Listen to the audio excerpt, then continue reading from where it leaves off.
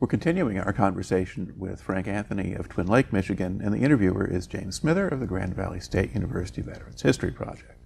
Okay, now Frank, we had talked already in our first round about how you wound up in the military and how you ultimately, after a lot of infantry and more specialized training, wound up becoming a helicopter pilot and a warrant officer and going to Vietnam. Now, when did you arrive in Vietnam? May of '69. Okay. And then did you stay a full year there or longer? I stayed a full year. At the end of the year, they were going to send me back to a training base. I took one look at the orders and went up to the personnel officer at group headquarters. And at that time, back up, Vietnam was not a declared war. So unlike World War II, once you're there, they can't just keep you there. Right. It was a hardship tour. And a hardship tour, they can only keep you in there for 1 year. At that time, they were having trouble keeping enough pilots, and they were in the Vietnamization program where they were slowing down the war and trying to turn it over to the Vietnamese. So they had cut back the number of troops they were making back in the States. So they didn't have enough pilots for Vietnam. They had too many of them in the States. So if you extended 6 months to stay over in Vietnam, you could get another 30-day leave and a free R&R. And I was going to do the same thing in another 6 months. And then I'd have 1 year left, and they'd be sending me back to the States, and oh, I'd have an attitude. So I went up there, and I requested to put in the extension, and then the warrant officer came down one day, and he says, "You believe in WOPA?" And that's Warrant Officer Protective Association. And I said, "Yeah." "Let me sit on your orders. There's something in the wind." He says, "You're no lifer." I said, "Get out of here." He says, "Well, there's something, I just want to check out." And he come back, and he put the papers on the desk, and he says, "This is for your 6-month extension." He says, "How'd you like to get out of service early?" I says, "How early?" He says, "Well, do another 6 months." I says, "You mean after this 6 months?" He says, "No." He says, "Do this 6 months, you get out a year and a half early." I said, "What do I have to do?" He says, "Just stay here." "Do I still get my 30-day leave?" "Yeah." "Do I still get my R&R?" "Yeah." "Can the president read it without his glasses?" You know, I'm signing that baby. So I then, instead of serving 3 years after flight school, I served a year and a half, and it was a year and a half straight in Vietnam, which they couldn't make you do. But I knew the unit, and it was pretty good compared to most jobs over there. It wasn't taking potluck. And I was cutting 6 months off staying there and an extra year in the service. And all right. So you basically finished in Vietnam toward the end of 1970? December 23rd. Right. Okay. I'm going to go back now. Now, when you officially served with several different units in Vietnam. Which is interesting, because a lot of times when they do that, it's just a paperwork shuffle. You may not even change barracks. In my case, I did, but I didn't leave the artillery hill I was on. I didn't change the people I was working with. My job didn't change in any way, description, or form. But when I first got there, I was assigned to 3rd of the 6th Artillery, which was an interesting unit because they had guns that we no longer had. They had SP-105s, self-propelled 105s, which looked like a small tank. Yep. And they used them a lot for what we call hip shoots. They'd take them down the road, and they'd get to a place, and they'd just pull off the side of the highway, circle the guns, and they'd have an armed personnel carrier with them, which would be their forward direction center, FDC, and they'd throw barbed wire out that they were carrying on the tanks. They'd throw barbed wire out around them, and they'd sit there, and that'd kind of keep the enemy on, I don't know, a razor's edge. You'd have to kind of put a dot in a pin in the map and a string and draw a circle and say, now what can they cover they couldn't cover before? What are they going to be doing? Why are they doing this? And those units used to pull a lot of hip shoots. Okay. Now, as a helicopter pilot, did you work with them in some way? Oh, yeah. Our unit was different. I was talking to a friend of mine, and he was artillery too. In his artillery unit, some of his pilots were directly dedicated to like the intelligence officer. And that's all he flew for, and that's all he did. And our unit, prior to us getting there, it had bird dogs, L-19 fixed wings. And when we got there, they're still allocated the same way. There were 4 helicopters assigned to group, 2 to each battalion. They were allowed a pilot for each aircraft, a mechanic for each aircraft, and a toolbox. Mm-hmm. That was it. Group put them all together and decided they had an aviation company that was to support everybody. Mm-hmm. And we did everything from flying the commanders to flying, well, I wrote my mom and told her I was flying ice cream, mail, chaplains, ash and trash. I did, but we also did convoy cover. If we were there, we did the medevacs. We did emergency resupply. Guns had to be repaired or somebody had to be brought back for whatever reason. Mm-hmm. We went out and got them. If a unit was under attack and stayed that way long enough, or we happened to just be in the area, we'd fly overhead and sometimes we could see what's going on. We'd redirect artillery or move troops or whatever had to be done. I mean, we were basically just an airborne 3/4-ton truck and used for anything and everything. Okay, and what type of helicopter did you normally fly? Well, when I first got there, believe it or not, I was flying an OH-23, which was what you see, similar to what you see on MASH. Yeah, with a big bubble where the pilot is, yeah. It has a piston engine. 23 is different than 13, though. 13 pilot rides on one side, observer rides on the other. 23 pilot rides in the middle, straddling the console. A person can ride on both sides. Mm-hmm. Later, I flew an OH-58, which is a Bell Ranger, similar to what you see a number of news media people using. Mm-hmm. I was checked out and trained to fly a Huey, and the OH-58s were brand new. We had 13 of the 20 of them that came to Vietnam. And the Bell check rep lived with us. Mm-hmm. And it was interesting because self-centering bearings didn't, self-lubricating bearings didn't. All kinds of things that the aircraft was supposed to be capable of doing and so on and so forth didn't happen. So these things were under close scrutiny. So from time to time, we'd get a Twix radio teletype message that all our fleet was grounded. And pilots, being pilots, we like to fly. I mean, we don't like combat, but we like to fly. So we'd go over then and fly with the lift units and stuff because, well, we were checked out to fly them. And so then we go fly Hueys. Our group did requisition from up above somewhere at least 1 Huey a day, and we normally got at least 1 lift aircraft a day. Sometimes we got 2 or 3 of them, and those were normally Chinooks or cranes, because we had some bases that were totally inaccessible by ground, and everything had to go in by air. I mean, we not only took in food, we took in water tanks, all their ammunition, anything and everything. Yeah, and artillery ammunition, if you're taking that in, is pretty substantial. Yeah. You can't take that in with a Huey. What most people don't realize is that while artillery's heavy, they quite often go through more of their weight in ammo each day than what the gun weighs. Yeah.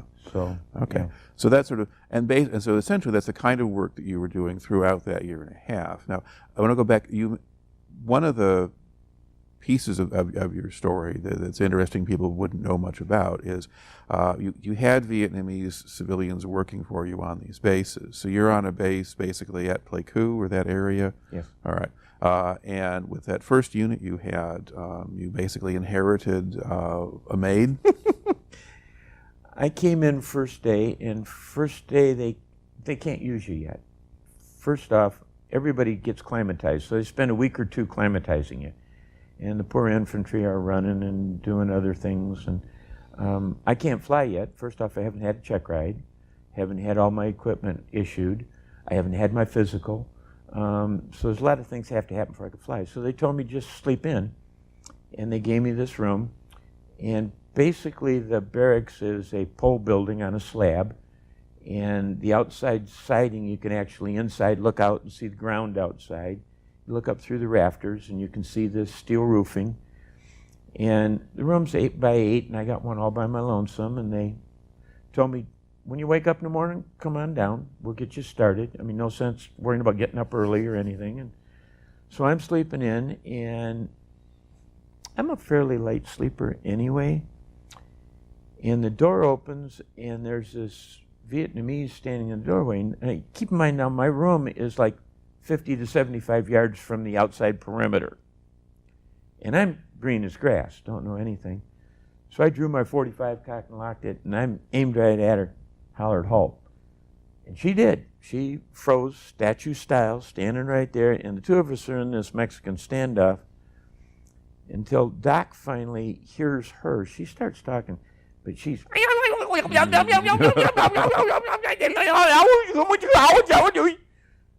have no idea what that said, but anyway, Doc looks around the door casing at me and sees me in there and says, if you shoot her, you'll have to do your own laundry. Oh. She'd been using the room to like put a blanket over a footlocker and iron clothes and stuff like that. And she didn't know there was somebody in there, and I didn't know she was coming in. She ended up being my maid. That was and everybody gets a laundry mark.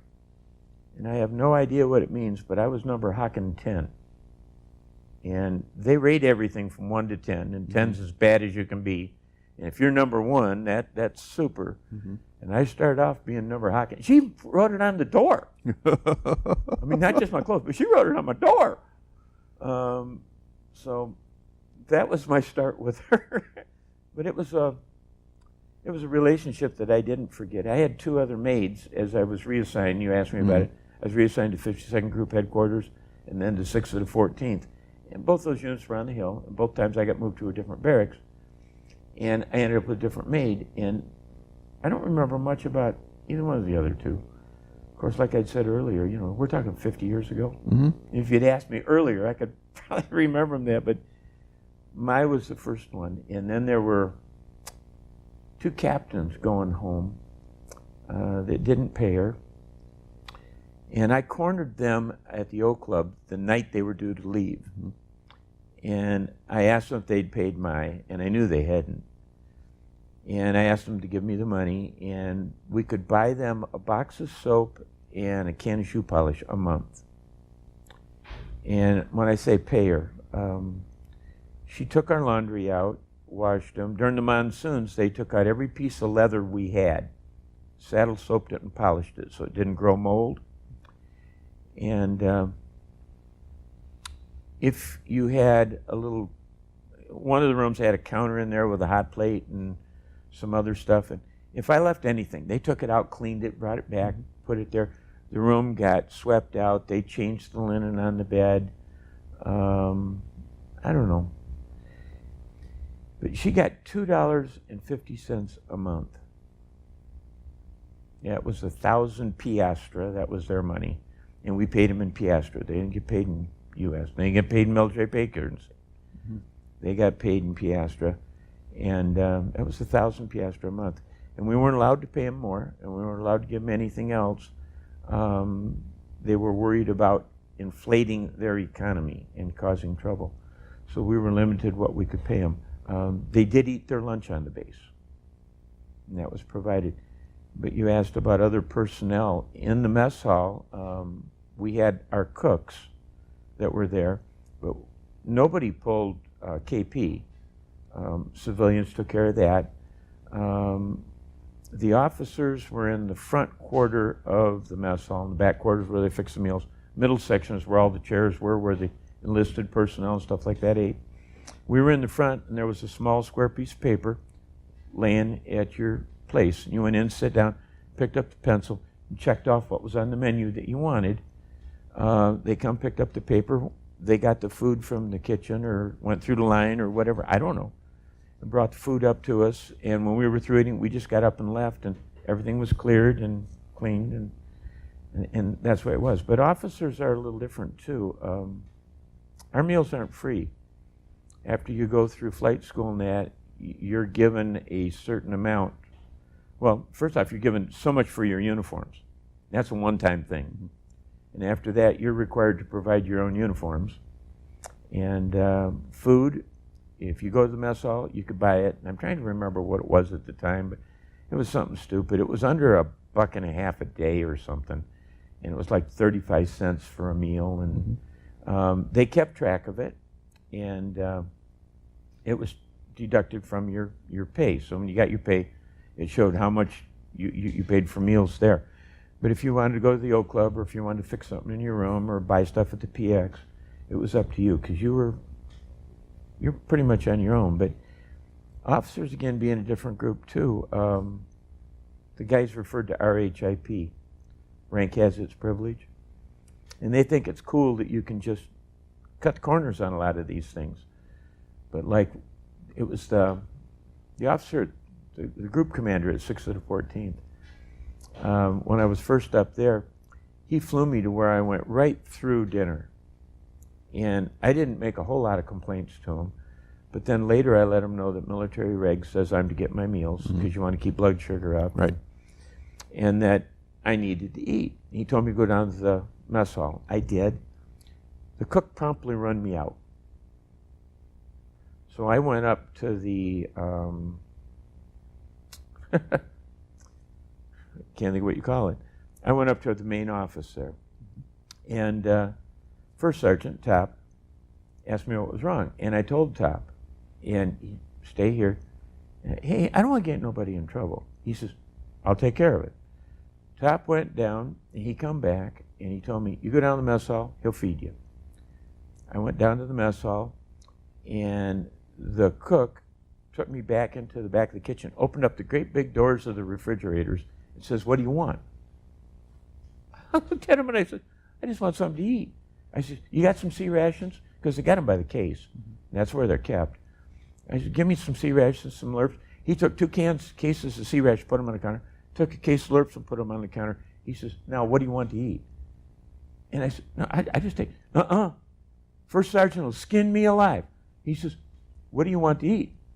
And I said, what do you got that's quick and easy? And you know, I got in good with the cooks and the supply sergeants, because having been in the military a bit before I went to flight school, those are 2 people you really want to know and make your life easier. And I've got helicopter rides. Mm-hmm. So I got adequate trading material, you know. And there's a number of things we're doing where we can take passengers with us. Like, we bring in a VIP, we always call ahead, and their Jeep comes down to pick them up. We had a tanker truck to fill our aircraft. But if you're flying a Huey and it burns a gallon of fuel a minute, you can drain your truck fairly fast. So we'd go over to the Air Force base, or we'd go over to the other side where there was an Army aviation base.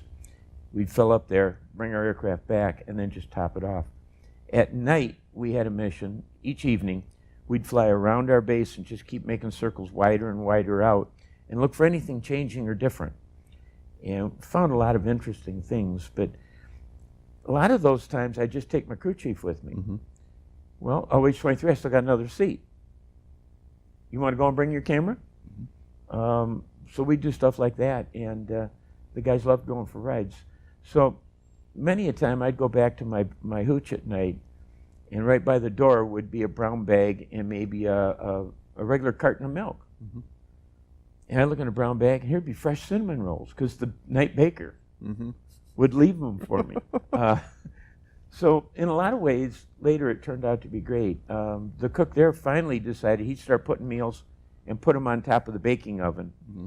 And I don't know how many times I come in, he'd just take it off and go, oh, you don't want that, it's been here too long. And what else do you want, you know?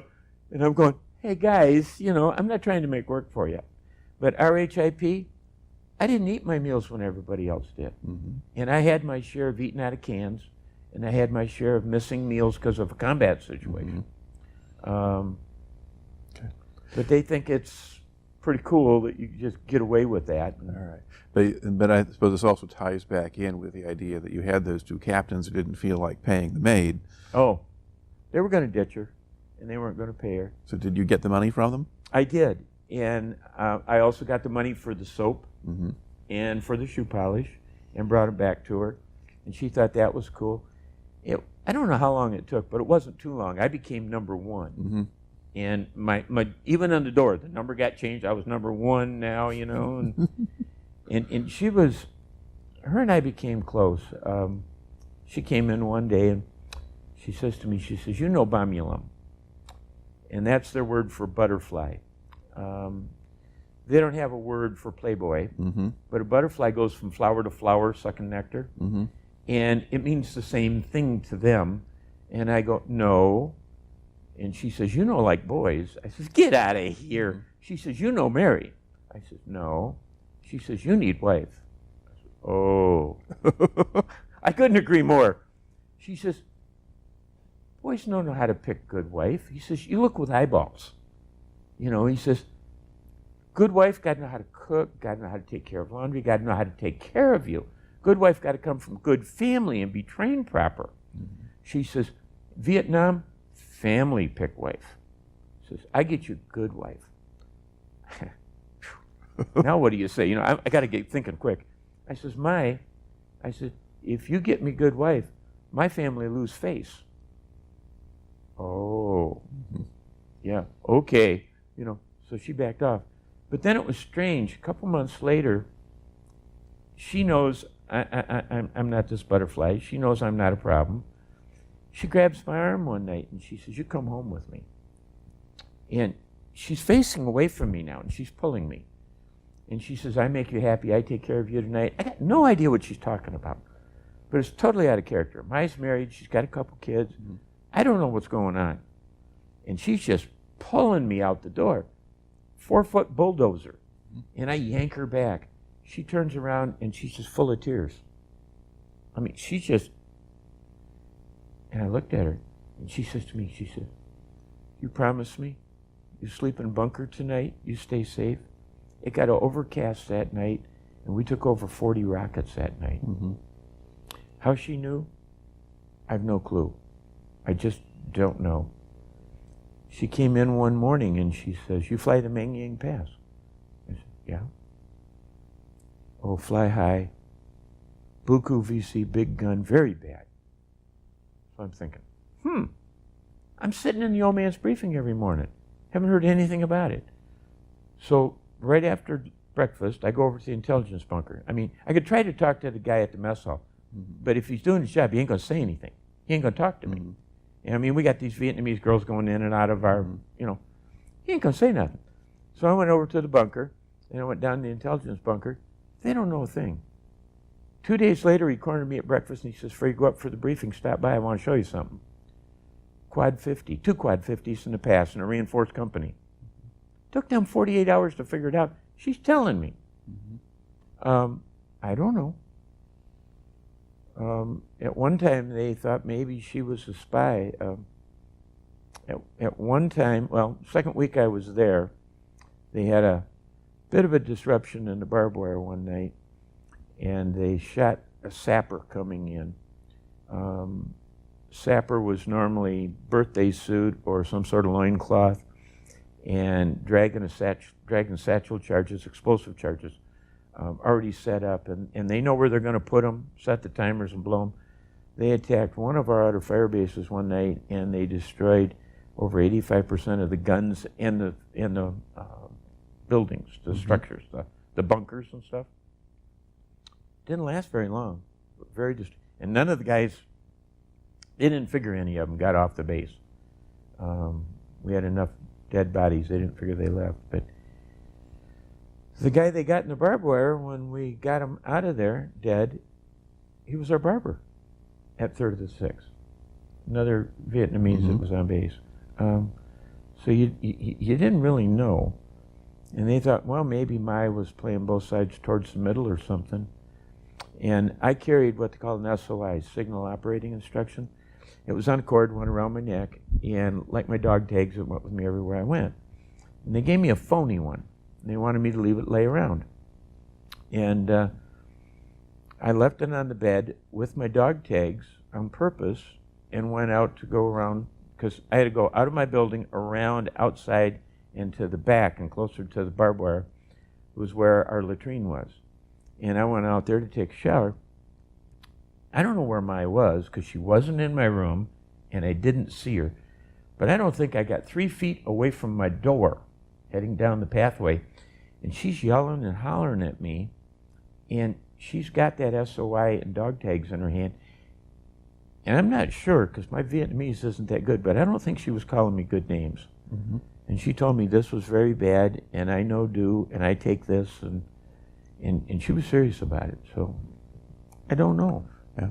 Well, the people were often caught between a rock and a hard place in a lot of cases, but it certainly seemed like she was making a point of doing things that actually helped you. Now, another side of this, you talked about your not being a butterfly. I mean, how common was it for men in your situation to take advantage of the women who worked on the base? Well, in some cases you didn't have to.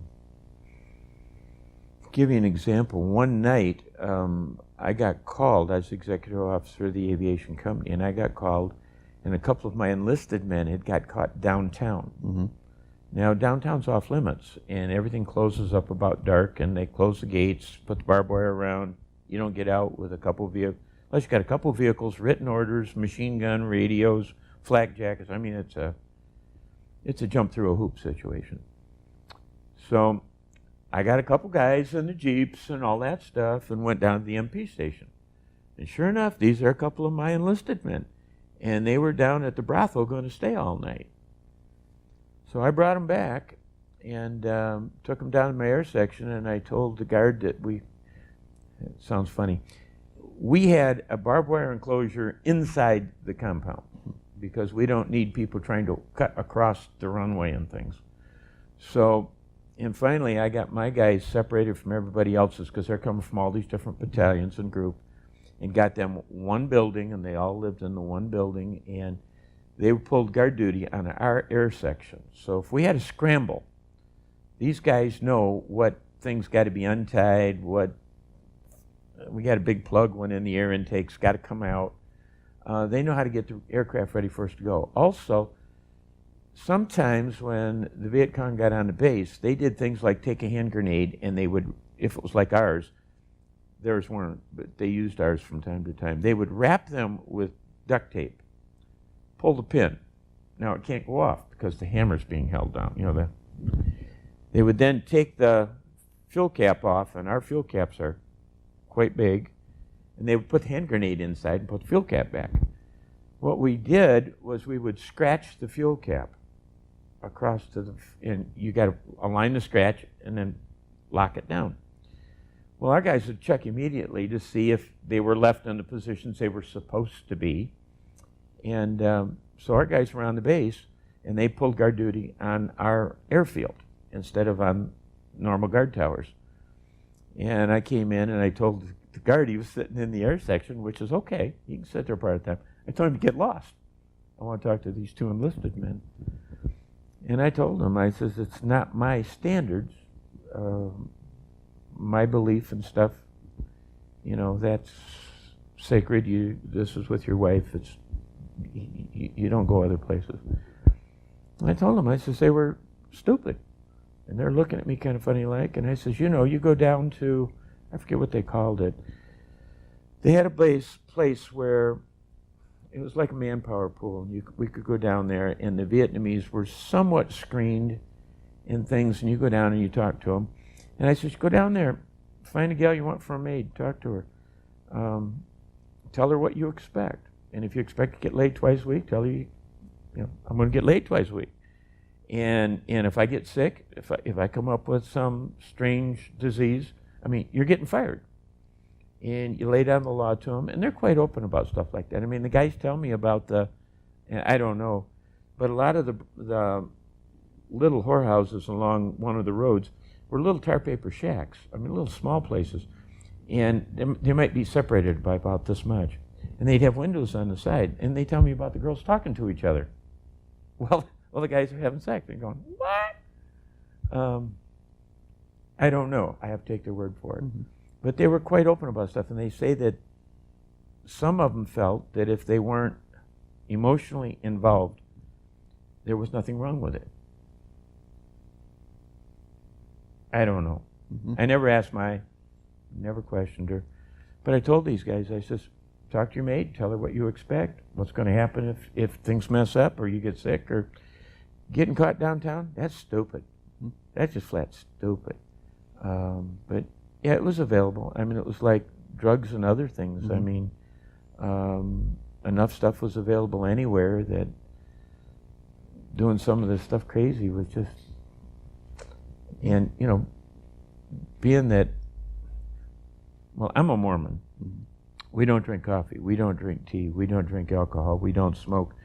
So when I had the O Club for a while, I don't think the gal that worked behind the counter there, behind the bar there, would have given me a drink if I asked for one. I think I could have threatened her, and she wouldn't give me a drink. And why wouldn't she have given you a drink? She knows that's not my beliefs. Ah, okay, so she would have been. If something's wrong, you know, Yeah. she. We did have an officer that died over there once, and it hit me hard. I don't remember his name. I went to a mobile wall, you know, the Vietnam Wall. I went to one day, and I looked him up, and he's not hard to find. And I went to his name, and the minute I saw the name on the books, I knew it was him. Usually an artillery officer, a young artillery officer, spends first half of his tour in the field. And he's with a unit, and he directs artillery for him out in the field. And this guy was so good with his bush skills and that they kept him with the Vietnamese, South Vietnamese. But every time they got in contact up where we were, these guys would draw back and leave him out there alone. And several times, I remember one night going down and listening to the radio at the air section of him keeping contact with people from a mortar crater. And he was totally surrounded and fighting. And we'd tried twice before that night to get him out. And the aircraft come back like Swiss cheese, and they couldn't get to him. And I mean, we're using gunships to try and run interference for you. And we couldn't get him out. This happened on a couple occasions. He's the same one. Did they want me to relay about Ben Head again? Yeah. He's the same one that I was up by Dak To, and we had a staging field between Dak To and Ben Head for what we called FOB missions, flights over the border. We also had a more colorful term for it, but anyway, we would stage there for going over, and Ben Het was right at the tri-border area where Laos, Cambodia and Vietnam come together.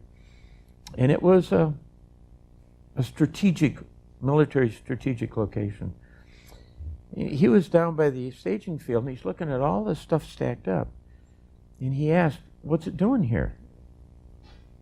And he says, "Well, it's supposed to go to Ben Het." "Well, why isn't it at Ben Het?" And being out in the field, you're just disconnected from anything and everything. He didn't know they'd been under siege for months. And they'd been under siege to the point to where we couldn't get anything in or out. We dropped rations on the runway at one point with a C-130. It got so shot up that the wings fell off it before it got back to base. The rations that were dropped were what we call a low-level extraction. They come across the field, they throw a parachute out, the stuff's dragged out the back and dropped on the runway. They couldn't get the stuff off the runway. It rotted on the runway. They loaded up a tank retriever, and a tank retriever is bigger than a tank, and it's more armored. It's got a 12-cylinder diesel engine, and I forget how much horsepower it's got, but it's unbelievable. And this thing can fasten to a tank and drag a tank off the battlefield with no treads. Because it's a common thing to have happen, have a track get blown off a tank, and then it's immobile. It's a sitting pillbox, if you will. And this thing would go out and fasten to that tank and drag it off a battlefield. It's a pretty substantial piece of hardware. They let one of them get right in the gate going into Ben Het and then blew it up. Nothing got in or out of that place, nothing. Well, he takes a look at all these supplies and he says, "Well, we can't have that." He wanders off and he comes back later and he got a Jeep from somewhere. I have no idea where he got it from. And he just puts a bunch of whole supplies on the Jeep. Well, they need this, they need that, they need this. And all he's got is M16. And it's leaning against the dash. And he takes off. He drove all the way down to Ben Het, down the road that goes, one road goes there, drove around the tank retriever and into the base, delivers the supplies. And they go, "Well, we'll find you a place to stay. You know, we're going to stay. I've got to go on patrol tomorrow." He jumped back in the Jeep and drove all the way back. Nobody even shot at him. Right. And the only thing I can assume is some things happen in combat It's like it's like counting coup. And they happen from time to time, and when you see them, you just sort of stand there and go. Right. Yeah, I think we did have that particular piece of story in the previous round. But this is a fellow who would go off, and he would go across into Laos or into Cambodia as part of what he would do. He was typically working with just the Vietnamese on our side. Okay. And one night, again, they left him. And for a while we had contact, and for a while we were trying to get at him, but he was in a heavy jungle over there. Can get triple canopy. And I don't know if people here know what I'm talking about, but the trees will grow up and they'll make a complete canopy, and then they'll grow up and they'll make another complete canopy, and they'll grow up and they'll make another, and they get so thick that we've had aircraft that have had extreme difficulty have landed in the top of the canopy and stayed there. I don't know if you can imagine it. And then they drop a 160-foot rope that we sometimes use where the guys rappel out, or we do string jobs across the border to pick people out. And they've rappelled down and not been able to get to the ground yet. Just amazing. Anyway, he was in one of those kind of areas. We couldn't fly in to get him. We couldn't. It was difficult doing anything. Then battery runs out. You run out of contact with him. I don't remember now whether it was days or weeks later, but they found him alongside the Maid Road, and they had broken his arms and bent him around and nailed his arms to the tree. Don't know if that was before he was dead or after he was dead. His privates were cut off and they were stuffed in his mouth.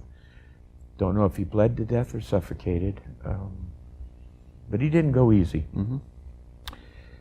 And I went down to the bunker that was behind my hooch and threw open the door, and it's the first time there wasn't a bit of liquor in there. And I went up to the officers club, and I was intent. I was having a hard time with that one.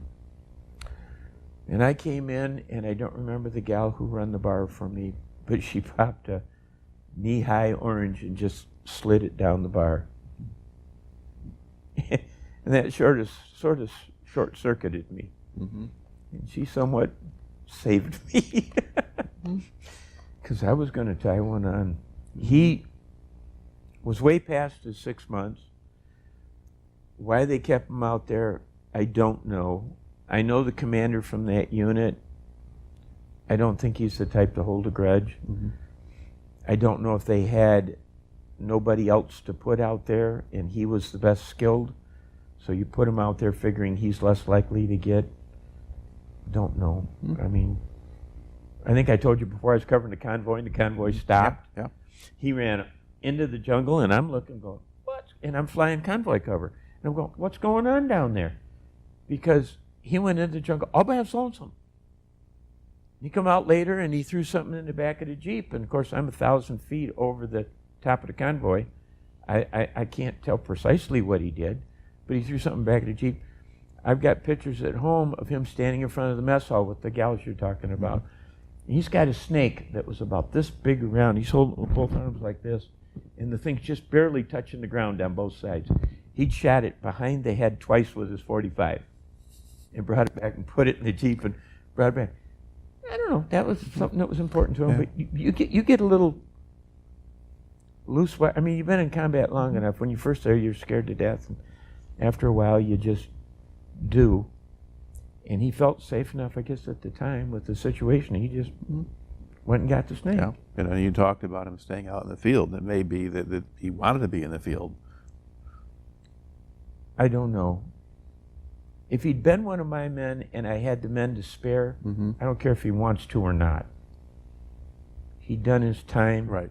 And you can play the numbers. And that's exactly what I talk about at times. You can play the numbers, and if you play them long enough, your number's up. And you can get away with anything for a while. You know, there's old pilots and there's bold pilots, but there's no old, bold pilots. Okay. Now, another dimension of the Vietnam War that was going on while you were there was the incursion into Cambodia. Yeah. We officially did go in and sent substantial numbers of troops in. Did that affect what you did, or what was your connection to that? Well, yeah, they're going the artillery needs to go. Mm-hmm. And well, we got 8 inches and 175s, and these are big guns like you'd find on a battleship. Right. And these things were actually mounted on track vehicles. The military didn't have any more of them anymore. They use rockets in their places. But they were in the border.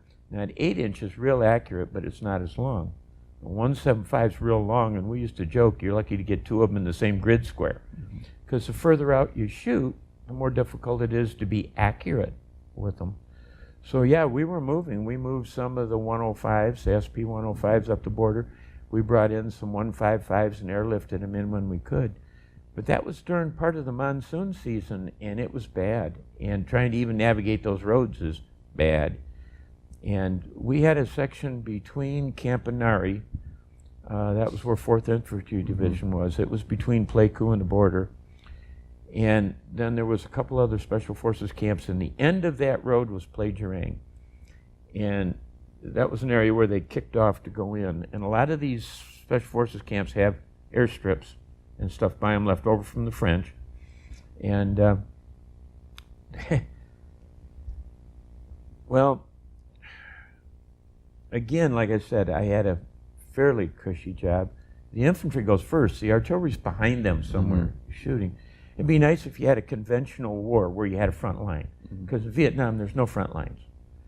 And they pop up anywhere and everywhere, and there's really no front line. And that road was known somewhat to be full of ambushes, and we were covering it. And I'm covering a convoy going, and the weather was bad. I told my crew chief, get a machine gun, and I normally didn't. I was flying 58 at the time, and it can carry 4 people. And I had an aerial observer in the front, and he'd had some stick time. He could get us down in one big chunk, I think, if things required. Crew chief for the back, and he normally had a monkey harness and a short strap that went back, and he clipped into the seat belt so he couldn't fall out, and he had a machine gun that hung on a bungee cord from the doorway. Yep. Doors were off. And then he asked me if his roommate could go, because I didn't ask anybody else. And he says, you need another gunner.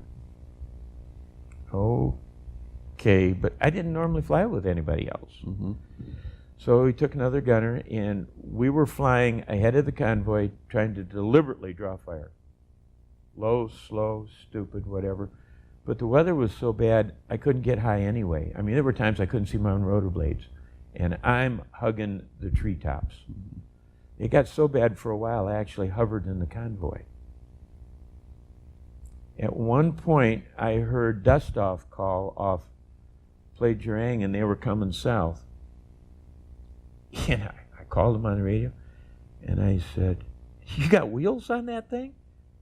Because the weather was that bad, you know. And he says, what are you doing? I says, well, I'm covering a convoy, and I'm coming up the other side. So I asked him if he was on his side of the road, because it was kind of a joke. IFR is instrument flight rules. And in Vietnam, we used to say IFR is I follow roads.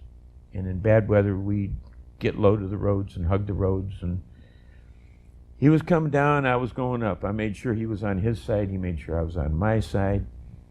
Normally in combat, we flew with the lights off, even at night. So if you look outside here and you see an aircraft go by and you see the little lights on the outside and you see the rotating beacons, we had them off. We turned them on. And we even turned our marker lights on flash. So the lights that are on the outside of the aircraft are flashing. I got 2 rotating beacons on my aircraft, and they're both going. And in that area, right in the middle, was a plantation. I don't remember now, it was a rubber or a tea plantation. And on one side is the house, and on one side was manufacturing and whatever. And they ran a power line, because the generator was only on one side of the road, so they ran a power line across. And that's kind of rare in the jungles to find power lines, you know. I mean, Vietnam didn't have a lot of power lines. And so I asked him to call the power line. He said he would. And we had radio contact, and we were on our own sides of the road, and we had all the beacons on and the lights, and we both called the power line at the same time. And we got extra people in the aircraft, so it ain't just me trying to fly and look where I'm going and look to see if I can see him. And we got other people. We didn't see each other. So that's what you get. And that was a day when breakfast to dinner was sea rations, Mm-hmm. if I had a chance. Good share of that day, I set the aircraft down, they refueled it running. You hot refueled and right back up and going. And didn't have any time to stay or do anything. Or you got personal business to do, you relieve yourself under the tailboom of the aircraft. You ain't got time to run anyplace else. It was a busy day. Now, when you were going into Cambodia, was that more dangerous than flying over Vietnam? Or was it basically the same? You never know. I mean, I like to say yes, because the president was stupid enough to tell them we're coming, first off. So they knew what we were going to be doing. But they also then could know we were coming and pull out whatever they want, pull their troops back, go to the jungle and stay put. A lot of times we'd make contact with them and they'd split up into 3-man units and just disappear. Mm-hmm. There were times where we thought we had them surrounded, literally surrounded, cordoned off in the jungle. You swear they couldn't go anywhere. And they'd break down into 3-man units and infiltrate right between our lines and be gone, just evaporate. Before I got there, when they went in and fought at Imperial Palace. I can't think the name of the city. The Tet Offensive. So that was Hue. At Hue. Yeah. They were already prepared and fought in the city, and they retreated all the way to the Imperial Palace. And you'd swear they were there, they can't get out, they can't go anywhere. Next day they were gone. And that's one of the big question marks of the war. How'd they get out of there? Don't know. They had them cornered into the Imperial Palace. Place was surrounded, no place out. Next day they're gone. But the Viet Cong, for the most part, everything was planned out in great detail. They didn't do many things off the cuff or rapid reaction forces they didn't have. They planned everything out in great detail, including leaving. And a lot of times things could be quiet for months, and then you could have a battle that lasted 5 minutes, 5 hours, 5 days, and then just as quiet. So you didn't know. I mean, when I first got to Vietnam, we got shelled 3-4 times a week. Sometimes we were probed. Sometimes there were people who actually got on the perimeter. And then I remember after a few months, we went for a month or two and nothing.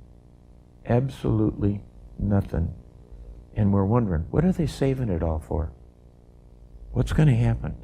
And then we started thinking, how many of our people, because this was a different war and we didn't go over as a solid unit, we didn't go back as a solid unit, people rotated in and rotated out, how many of our people were brand new now? How many of our people hadn't actually been under fire and been tested? How many of them you don't know what they're going to do? And it got kind of a eerie feeling because you didn't know if they were going to have an all-out offensive on you, or if maybe because of Tet, they'd run out of their reserve and they didn't have any fuel in the tank to keep fighting with, or you just didn't know. And you're sitting there. So your question's a good one, because there were times where they popped up, like that fire base between Dragon Mountain and Campanari. They hit that one, and it was one evening. They came through the South Vietnamese section of that base and got into our base, and with charges, disabled 85% of the artillery we had there, blew up 85% of the bunkers. We were shooting them running around inside the compound. I mentioned Ben Head. Within minutes of them starting the attack, there were people running around with satchel charges inside the base. They'd tunneled underneath the barbed wire.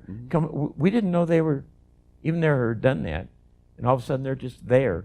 And you got to fight. So I'd heard soldiers from World War II talk about hurry up and wait. Mm-hmm. And you don't know when they're going to start a fight. You don't know when the fight's going to end. You don't know. In Vietnam, there was no front line. Leastwise in World War II, if they came through like the Battle of the Bulge, when they started it, you knew they were there. You knew they were moving troops to fight it.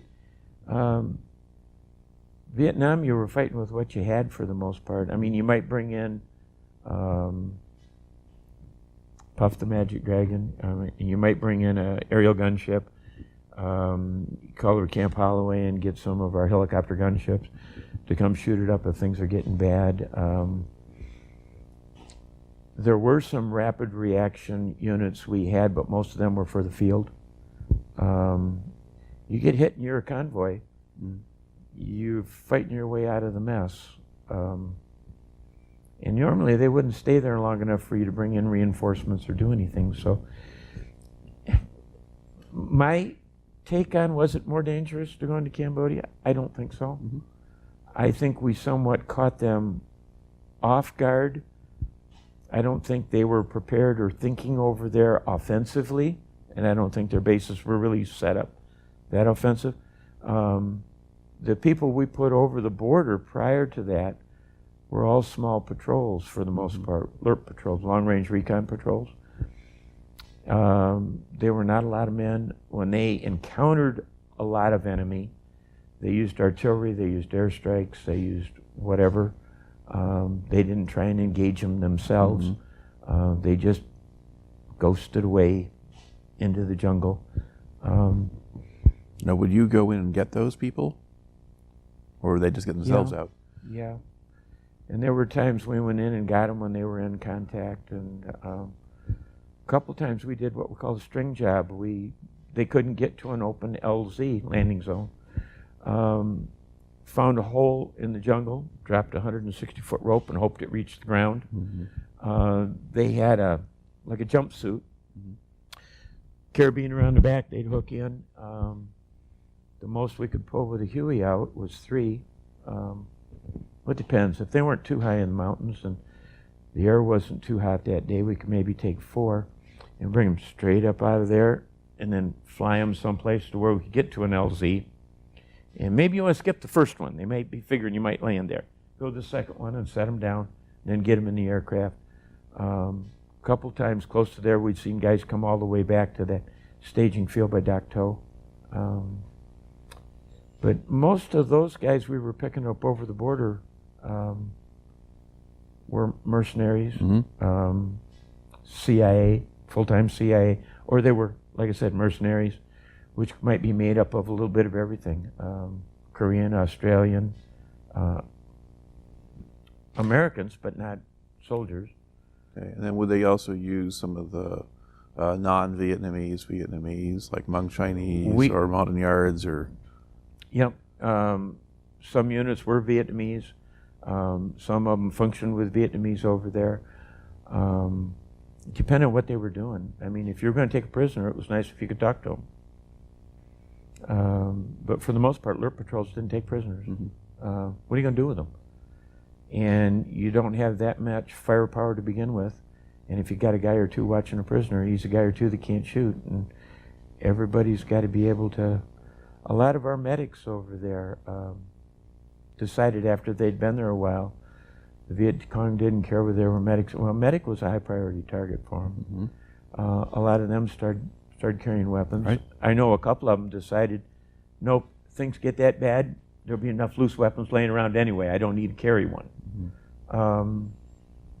Just depends. I mean, like I said, combat's got a habit of changing you. And at one time, I don't know if you asked me or I just brought it up, but a hero is something I'd been asked after I got back a lot. What's a hero? And the more I thought about it, I finally came up with, I know what a hero is now. A hero is a person whose character is so developed that when the situation comes, he doesn't think. He just knows what's got to be done and he does it. If you think of a kid in the street and a car's coming, you don't look at the car and calculate the distance and figure, can I get the kid? You run and grab the kid, and if everything goes right, you roll off the other side of the road and you got the kid and it turned out fine.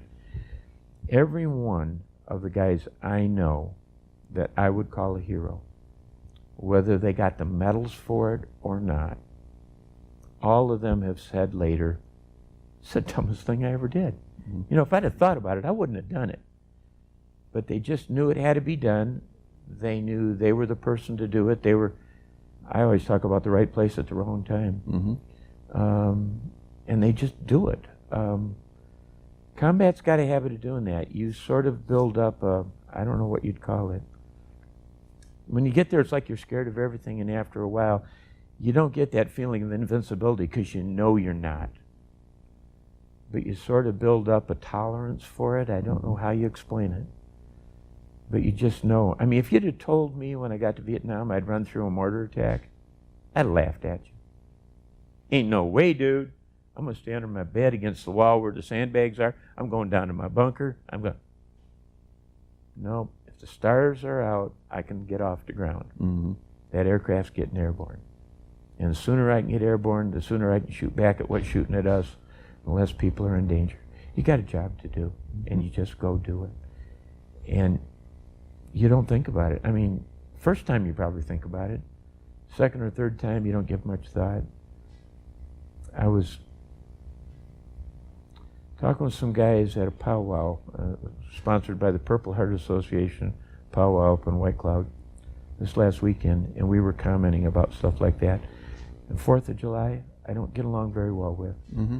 Bottle rockets go off, and I am subconsciously counting how long I can run before the round impacts in our base. And the thing is, the bottle rockets on the 4th of July never land. And I'm just still counting. Mm-hmm. It just... All right. We got a lot of different stories here to kind of catch up on and plug in, which is actually great. You're going to have to be doing a bunch of editing. Yeah. Well, see, the thing is, all we have, we're creating material. Well, people may watch this in WKTV. We're primarily making this for the archive, and as long as we got it, we're good. Okay. Now, we have a number of other, we've talked some about dealing with the civilian population, the Vietnamese, and so forth. And there's another number of pieces of your story that relate to that I want to bring in. One of them has to do, some of it has to do with dealing with the Montagnards. I think there was a point when you had to deal with a mother and her baby. What's that story? It was during the monsoons, and they had brought a Montagnard woman, I say this, but she was maybe 14, mm-hmm.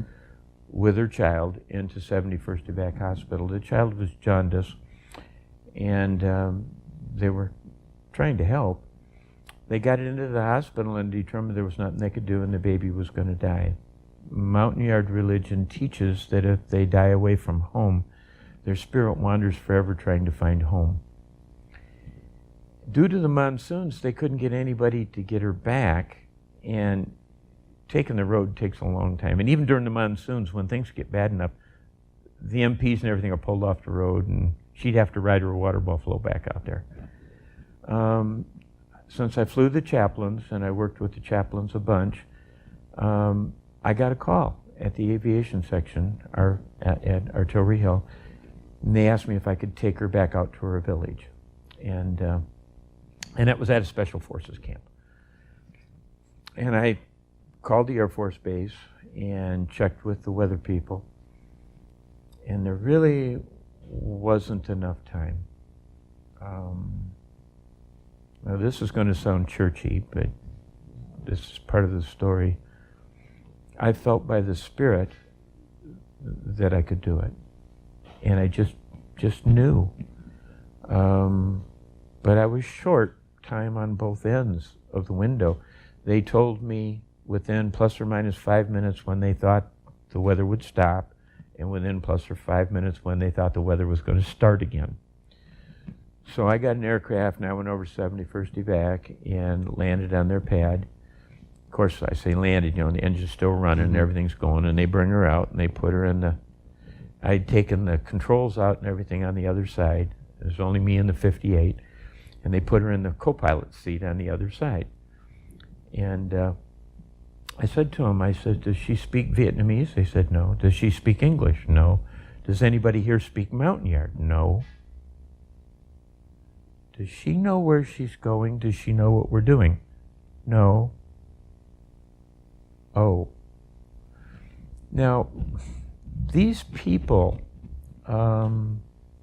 they're like our Indians. They live in the jungle. About the only thing you'll find in their village that's man-made, maybe from outside their village, is a machete. And a lot of them are homegrown and made. If the chaplains haven't got to them, missionaries haven't been there, the women are bare-chested. They got a piece of cloth wrapped around their waist that goes down to about mid-calf. The guys wear a loincloth. That's it. Kids to about age 14 run around naked as a jaybird. And they're very, very moral people. Put her in the front seat, and you got to keep in mind, I'm a military pilot, and I'm in a flight suit, and I got long sleeves and gloves, and things are velcroed down to my boots, and I've got sunglasses on and my helmet and visor down, and I look like some sort of big bug sitting in the front of this thing. Now, she's in the front of this, and you got all the plexiglass so you can see. And my aircraft does about 125 miles an hour ground speed. And where we're at 71st Evac, I can't get airborne out of there because we're under the approach path for the Air Force Base, which is usually the hospitals are built right next to the Air Force Base for obvious reasons for evacuation and that. So I come out of there and I'm low leveling. And I get out of part of Pleiku, but I'm still on the end of Pleiku Air Base's runway. So I'm low leveling across the rice paddies and stuff out there. And she sees my hand on the collective over here, my left hand, and she looks over there and she grabs it. I guess it looks like something worthwhile holding on to. Well, it controls the pitch in the main rotor blades, determines basically how high you are, and I'm about 6 inches off the rice. And she's holding on to this, and I'm looking at her and looking at this and looking at this and looking at. Of course, I got my sunglasses on, she can't see my eyes, and I'm trying to let her know that no, she's got to let go of that. And she finally does, and I smile at her. And then I'm going out a ways from the base, and I notice a sucker hole. And a sucker hole is, in bad weather, if you get into one of them, you start up and think you can go over the top of it, and it closes in on you. And I'm not worried about it closing in on me because I'm instrument rated, and I can just jump on the instruments, and I know where the tops are. So I can come out on top. So I get in this thing, and I corkscrew up to the top, and I'm over the top, and I'm looking at this huge cotton field. I can't see anything for orientation, absolutely nothing. So I start calling a few places, and I get on their radar. And I'm printed on about 3 different radars. And I tell them where I want to go, and they're radar vectoring me. So I'm talking to them and working my way out there, and I get over the top of the base where she lives, and they tell me I'm there. And lo and behold, another sucker hole opens up. And I corkscrew down through and drop her off. And then I come out of there, corkscrew back up, and start heading back. And again, can't recognize anything, can't see anything. Of course, it wasn't raining when I was down there either, so it's fine. But the tops can build real fast. The weather can go down the drain in minutes. And I'm coming back, and now it's just a matter of time and distance and heading. You just... And as I'm going along fat, dumb, and happy, all of a sudden my FM radio goes beep, beep, beep, beep, beep. And I know I'm in a world of trouble. At that time, the guys, the pilots, were getting fuzzbusters from the States. And I just got printed by Ground Defense Radar. And it swept me, and my FM radio will pop then, and that's what I heard. And then it'll come back and pop me again. And then they come in and they narrowed in, they locked on me. And I'm expecting to get shot any minute. And instead of just sitting there doing nothing, my first response when I got swept and then got swept again before they even locked onto me, I jumped on my radio and I told the first radar place, mark me on your screen. And they did, with a grease pencil. And I'm calling the next one, mark me on the screen. I ain't even telling them why, just tell them mark me. And they're marking me on the screen. And then I come back and I tell each one of them as I can, because each one of them's on a different frequency, that has just been printed by ground defense radar and I'm expecting to get shot at. And I don't get shot at. I don't know why. I just keep going. Next thing I know, they're telling me that I'm over Artillery Hill. That's 52nd Group Headquarters in Pleiku. I can't see a thing. And I'm getting ready to go over to Pleiku and shoot an instrument approach into the Air Force Base. Mm-hmm. And about then, sucker hole opens up. And a corkscrew right on down through, and I managed to end the corkscrew right on the end of our runway. Mm-hmm. How fortuitous. Right at the end of our runway. And I get on the runway, and I'm at 3 foot standard and start hovering down the runway, and the heavens open up. And I can't even see to hover down our runway. I look sideways, and I can't even, through the open door on the other side of the aircraft, even see the dividing line down the middle of the runway.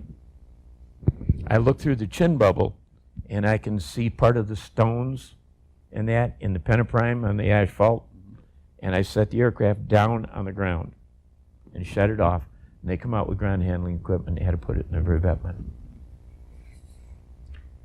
That happened to me on, this is one, but I went out for another guy who had FUO, fever of unknown origin. And the same sort of thing happened. And that one, I was flying towards a wall. And you just look at it, here's this black wall, ground to 60,000+ feet. And if, that may not mean anything to you, but over 12,000, we can't operate for over a half hour without oxygen. Mm-hmm. What's Everest, 29,000? Yeah. So 60,000+ feet. Wall. And I'm flying straight towards the wall. And same feeling again. Knew I could get out, knew I could get back, knew it would be okay. Matter of fact, my crew chief at that time says to me, he was flying with me, I cranked up the aircraft. He says, where are you going? I told him. He says, well, I'm coming with you. I said, you're crazier than a March hare. He says, no. He says, you get in that stuff. He says, at least you'll need somebody to change radios. He says, I can read some of the instruments for you. I can help you out in the cockpit. I can cut down your workload. I says, you want to? I'm getting goosebumps. I wouldn't ask him to go. Mm-hmm. I wouldn't put him in that situation. And yet I knew I could get there and get back safely, and I'd do it for somebody else, but I wouldn't put anybody else's life in that situation. And he insisted going with me. And again, we're painted on everybody's radar. Nothing to do but time, distance, and heading. Mm-hmm. He looked at me and he says, what are you thinking, sir? I says, you don't want to know. He says, yes, I do. I says, well, don't jump up and shoot me right away. Hear me out totally. He says, okay. I was thinking it'd be a great day to die. He says, what? Well, you know, I got a T-shirt that says, you can't take this life too seriously. No one gets out alive. You got to go. I get into that thing, I'm going to be hit like a bug on them with a fly swatter.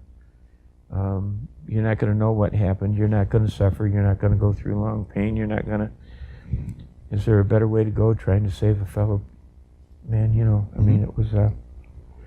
And I wasn't trying to be suicidal. And I wasn't trying to be a hero. And I just... If it was me out there, I'd want somebody to come. Mm-hmm. If it was my brother, I'd want... And he was my brother. You'd want somebody to come. And I thought I could do it. And we did. But that was another one. I got to the runway, and it was like I flew into the ocean. I mean, that's just what it was like. It was like I was underwater. It was raining that. It would rain so hard, you could stand on one side of the runway and couldn't see the other side. Have you ever experienced physical conditions like that since you got back to the States? I mean, is a really, really bad rainstorm that we might have here similar to that? Or no. This is a whole other level? No. Okay. I have seen clouds at times that looked as menacing. And you have to understand, I am a ham radio operator.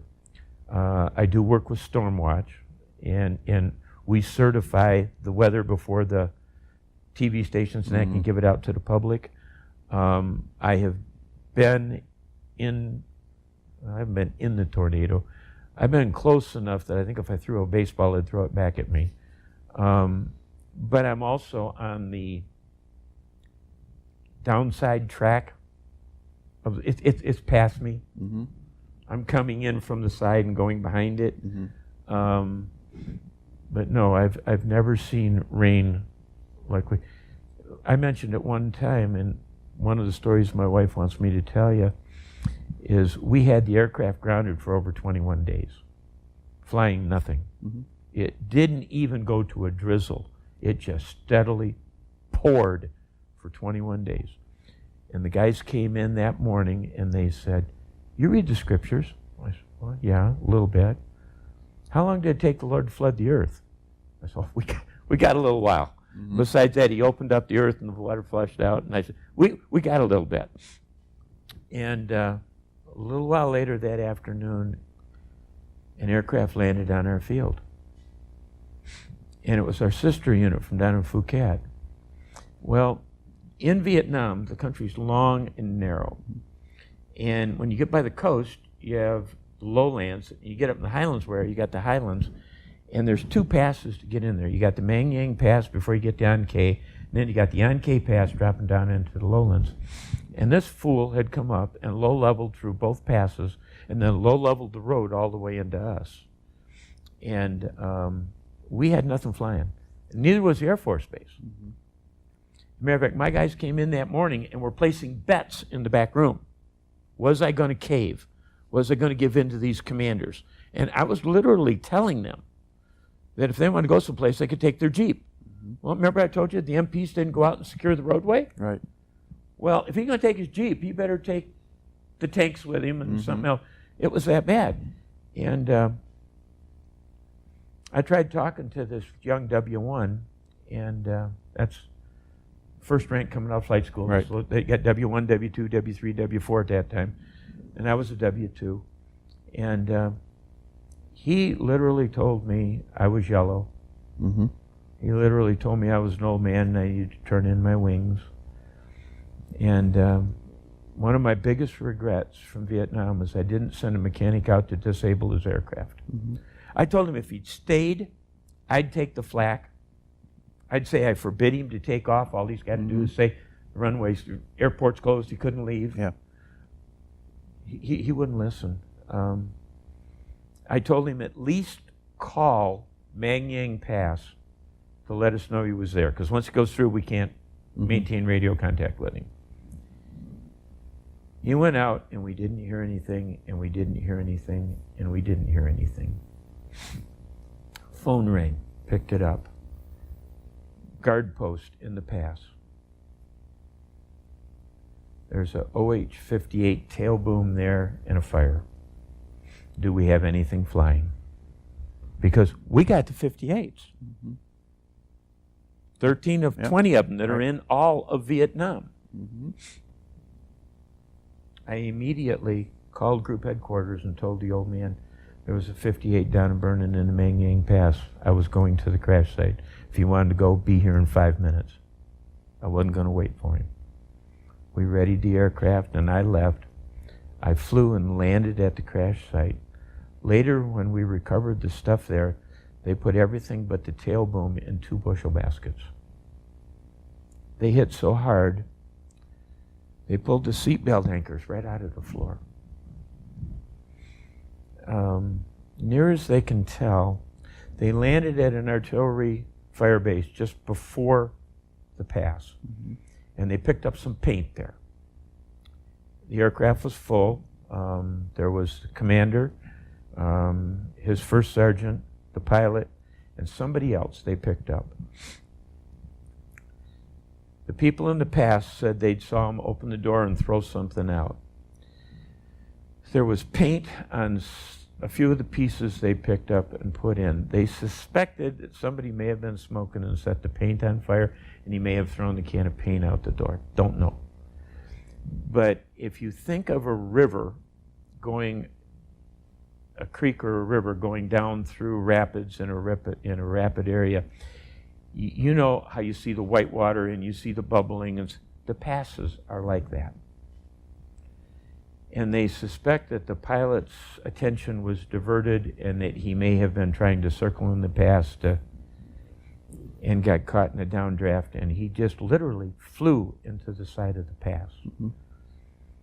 I came up off of there where he had crashed, turned around, and was going back and located what looked like another crash site.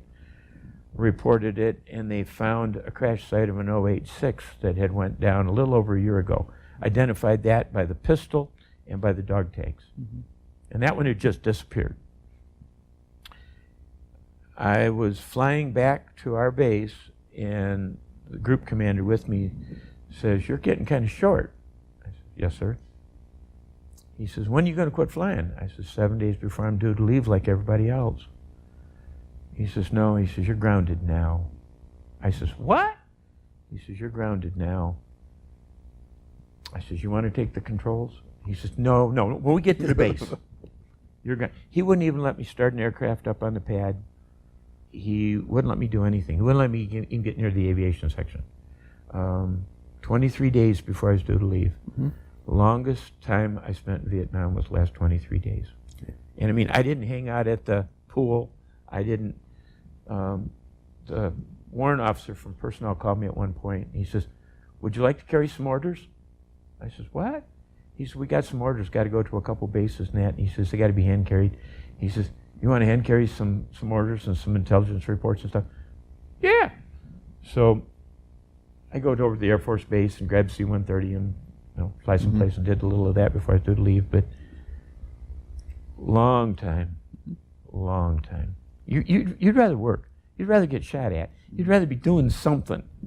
But it's my biggest regret. That kid. Yeah. He young, dumb, and I know what happened. The commander talked him into flying. Mm-hmm. And he didn't have the brass to stand up to him and say no. I mean, I was putting up with it every day. When he landed at our base, our phone went nuts. Mm-hmm. Every commander on the base was calling me. Anybody with any rank, company commanders were calling me. "I want to go to..." "We're not flying anything." "I heard an aircraft." "We're not flying anything." Mm-hmm. He flew out, and my comment to them all the time was, "Who's dying?" Mm-hmm. And they'd say, "What?" "No sense flying and trying to risk death if somebody ain't dying. This is not the weather to be flying in." Mm-hmm. And I'll fly if somebody's, if there's a good reason. If there's combat-wise, I like I said, I did that one piece between Pleiku and Dragon Mountain, opposite sides of the same road, and didn't see the aircraft. Do what's got to be done. But just to go up there and do an inspection, or to go jaw-jack with somebody, or use your radio. Use a voice secure rig. Talk to them. I mean... Okay. Now, in conjunction sort of with that, being stuck places, there was a point when you got stuck in Dak To, and how did that happen, and what was that? I was up north. It was later afternoon, flying a commander, and Dak To is a provincial headquarters. That's like saying a township hall. Mm-hmm. And that's involving all the local people. But besides that, we have, what do you want to call them, PR people that are there that are working with the locals and stuff. Plus, you never know what's going to be there. But anyway, he had radio contact with him, because I have a variety of radios in my aircraft, and the commander was using one of them and was talking to him at Dak To. Wanted to know if we couldn't land at Dak To. He wanted to talk to some people face to face. I said, okay. So it was on the way. I mean, what's the big deal? So I landed there. He told me he was going to be, I don't remember now, say it's an hour. So you don't keep the aircraft running. You shut it down. You tie down the rotor blades and stuff like that. I was walking away, and I'd probably got 50 feet from the aircraft when the first mortar shell landed in the ammo supply dump next door. And once that happens, it's a chain reaction. And as I ran back to my aircraft, I heard what sounded like Volkswagen doors flying overhead, and I mean just huge pieces of metal going through the air, and ground shaking, because you're talking about, well, an ammo supply dump. I mean, anything and everything you can think of. And I told you the staging field was just down the road a little bit for over the border. So there, I don't know what all was in that place, but it was going up. I untied the rotor blades and tried to start the aircraft, and it wouldn't start. Well, once you go through a startup procedure, your starter is a small motor. They don't like them build them any bigger than they have to because they're heavy. So you're supposed to let it cool off. And I tried burning it up. I made 3 or 4 attempts to start the aircraft without trying to let it cool. Wouldn't start. Wouldn't start. So I left it. Ran over to Tactical Operations Center there and down the bunker. That place cooked off till about 2 in the morning. And from the minute that supply dump was hit, there were Vietnamese, North Vietnamese again, running around inside that base with satchel charges, throwing them in various bunkers and stuff. So grabbing the Tactical Operations Center probably wasn't the smartest thing to do, but I knew where that one was. Mm-hmm. And just being on the ground wasn't a good deal, because normally an explosive, like if you get a mortar coming in, it hits the ground, it detonates, it blows up. Mm-hmm. So if you're on the ground, you can be fairly close to it and be fairly safe. This stuff's going off and raining down and going everywhere. So I sat in the Tactical Operations Center with a Cocklock 45 watching the door to make sure we didn't get a satchel charge in that bunker for a good share of the evening. And then they told me, well, things calmed down. Yeah, I could still hear everything cooking off, but there was no ground activity and stuff. And they says, we'll get you a place to sleep. And so they took me out, and I think it was a hooch. I don't think it was a tent. And everything's sandbagged up about 3 feet, and the bunk was on the inside of these sandbags, and sticking in the sandbags an RPG. And it hadn't gone off. It just stuck in the sandbags. And I'm looking at that, and the bunk's on the other side. And they said something, yes, I can live with it. And I slept the night with this RPG stuck in the sandbags. Next day, they brought up a maintenance crew from it's 52nd Aviation Headquarters, actually, at Camp Holloway, which is in Pleiku. And they took a look at the bird, and it had a hole in the pilot's windshield, this big around, with it. The piece of shrapnel that made it all tangled in the seat. And the aircraft's a piece of Swiss cheese. The reason it wouldn't start is there's something called an exciter box. And in the car, you have a distributor and spark plug wires. Well, a jet engine that these things have, they're set up in such a way to reduce the backblast. And that's why they have all the stators and vanes to pull the power out of it, to power the main rotor blades. But it's a jet engine nonetheless. Once they're started, you have continuous flame inside. Well, this exciter box goes, and it gives spark to the spark plug that's there that starts that fire in your engine. Piece of shrapnel right in the box. Mm-hmm. So they wired one on the cowling, or, well, what do you want to call it? It's like the hood of your car opens up to get to the engine. They wired one on there and rerun the wires so I could fly it. But now this seat's not going to be comfortable, and the windshield's got the big old hole in it, and this thing's all full of Swiss cheese, and there's holes in the rotor blades, so when it's flying, it's going. We put sandbags up in the side of the pilot. One thing you don't think about is a helicopter is basically just a box underneath the rotor blades. And if it's not balanced, if it gets off enough, you lose control because the blades only tilt so far. So the helicopter has to be balanced. And if it ain't in balance, you get up and you're just flying some way till you crash. So we had to put sandbags on the pilot's side because I don't have enough lead in my pencil sitting on the co-pilot side to balance it. And they put it on a one-time red X, and I got to fly it back, and that was interesting, because I walked around that aircraft and wasn't sure. I really wanted to. And the tech rep didn't want to fly with me. But yeah, that's getting stuck at Ben Het. That was or was that Dak To? Dak To, yeah. Well, Ben Het was down the road from there, but it was Dak To. All right. And you were talking about sandbags, and sandbags, I guess, are ubiquitous in Vietnam. We've got some occasion with... I got in trouble. Our aviation unit, well, about anywhere where you have a helipad, guys in Vietnam would gather. And if you'd been an R&R and you need to go back to your unit, you'd go to a place where you knew the helicopters came in and out of, and you'd walk up and ask them if they had a seat and ask them if you could ride with them. Well, our little base, we didn't have a separate bunker for people that were just hanging around to fly somewhere. And we had to build a separate bunker, and we had to build a building down there, and because they decided we had an aviation company. And of course, this is during the Vietnamization project, so everything, they weren't big on building anything. Our actual main building was built out of railroad ties, believe it or not. We drilled holes and put rebar through them, and then they made us sandbag it. Wait a minute, this building, we don't need... They made us sandbag it. It's SOP, standard operating procedure. It's got to be sandbagged.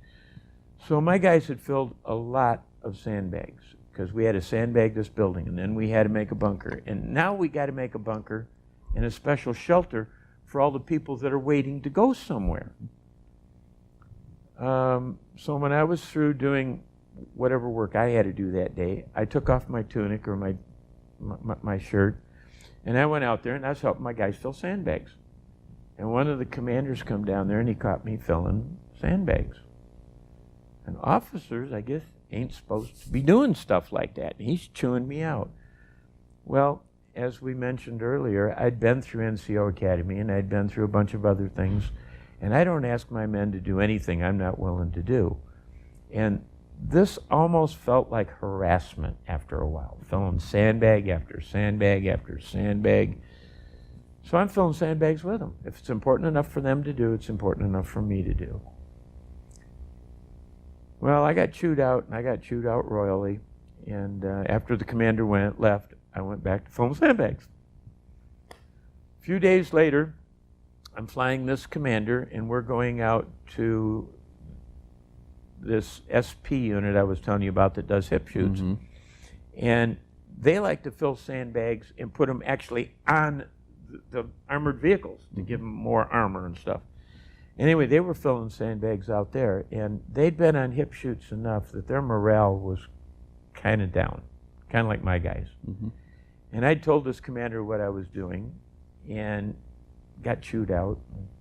Told him I was likely to do it again anyway, and got chewed out. And anyway, we're here, and he's noticing their morale's real down. And being a warrant officer, I'm not in the guy's troop command, and I'm not in line with the enlisted men in there. So a lot of the enlisted men will come up and talk to me when they wouldn't talk to commanders and other things.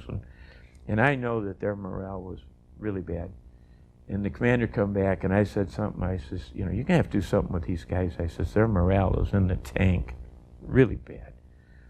And he looks at me, and he says, you feel like filling sandbags? I says, what? I says, sure. So he and I went over and helped them fill sandbags for the rest of the afternoon. I mean, we were there, I don't know, 3-4 hours.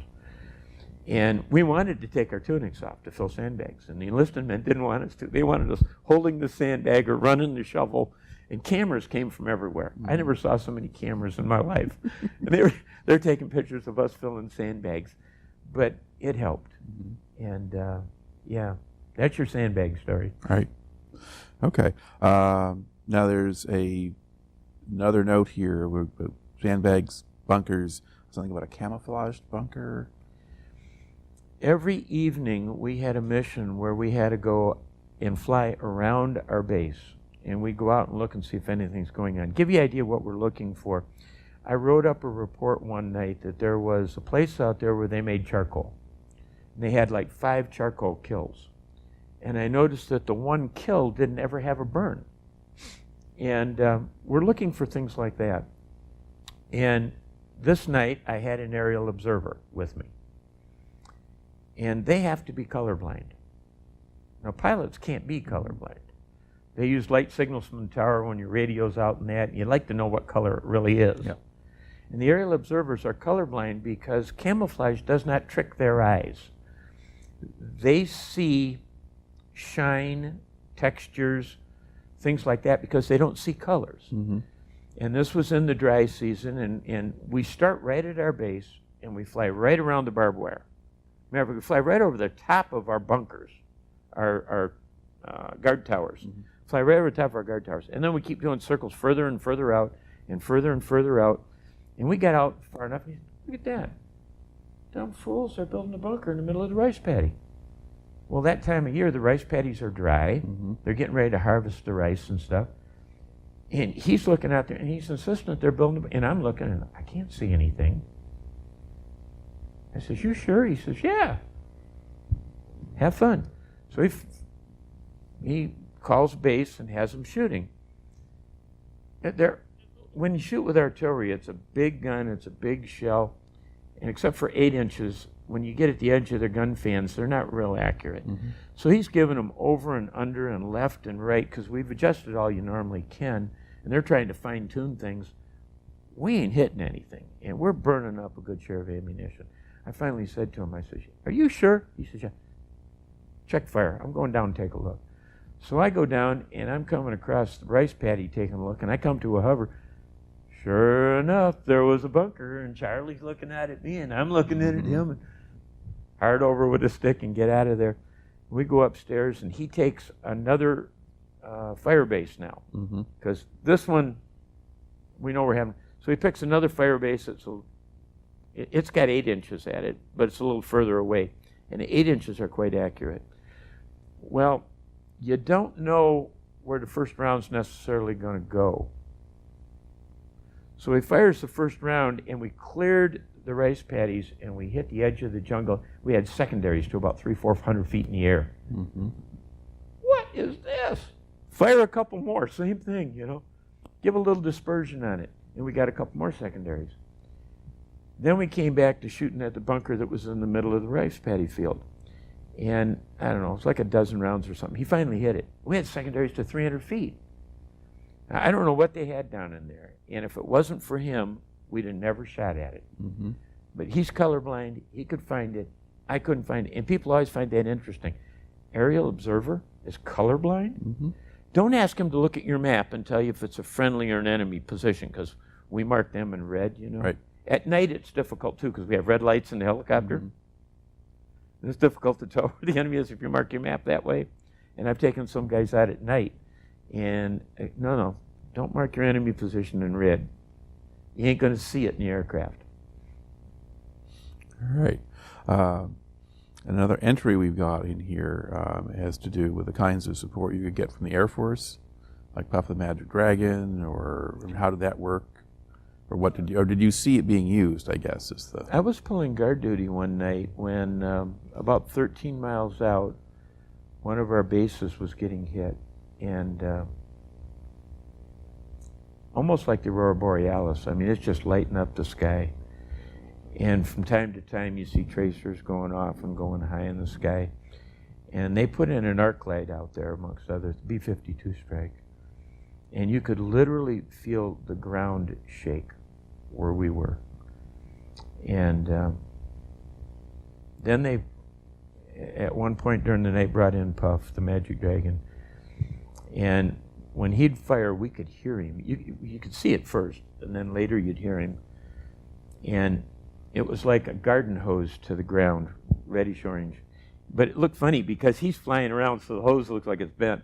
It can't be that way, but it looks that way from it. And he's shooting at the ground, and you see the tracers bounce off and bounce up, and that far away.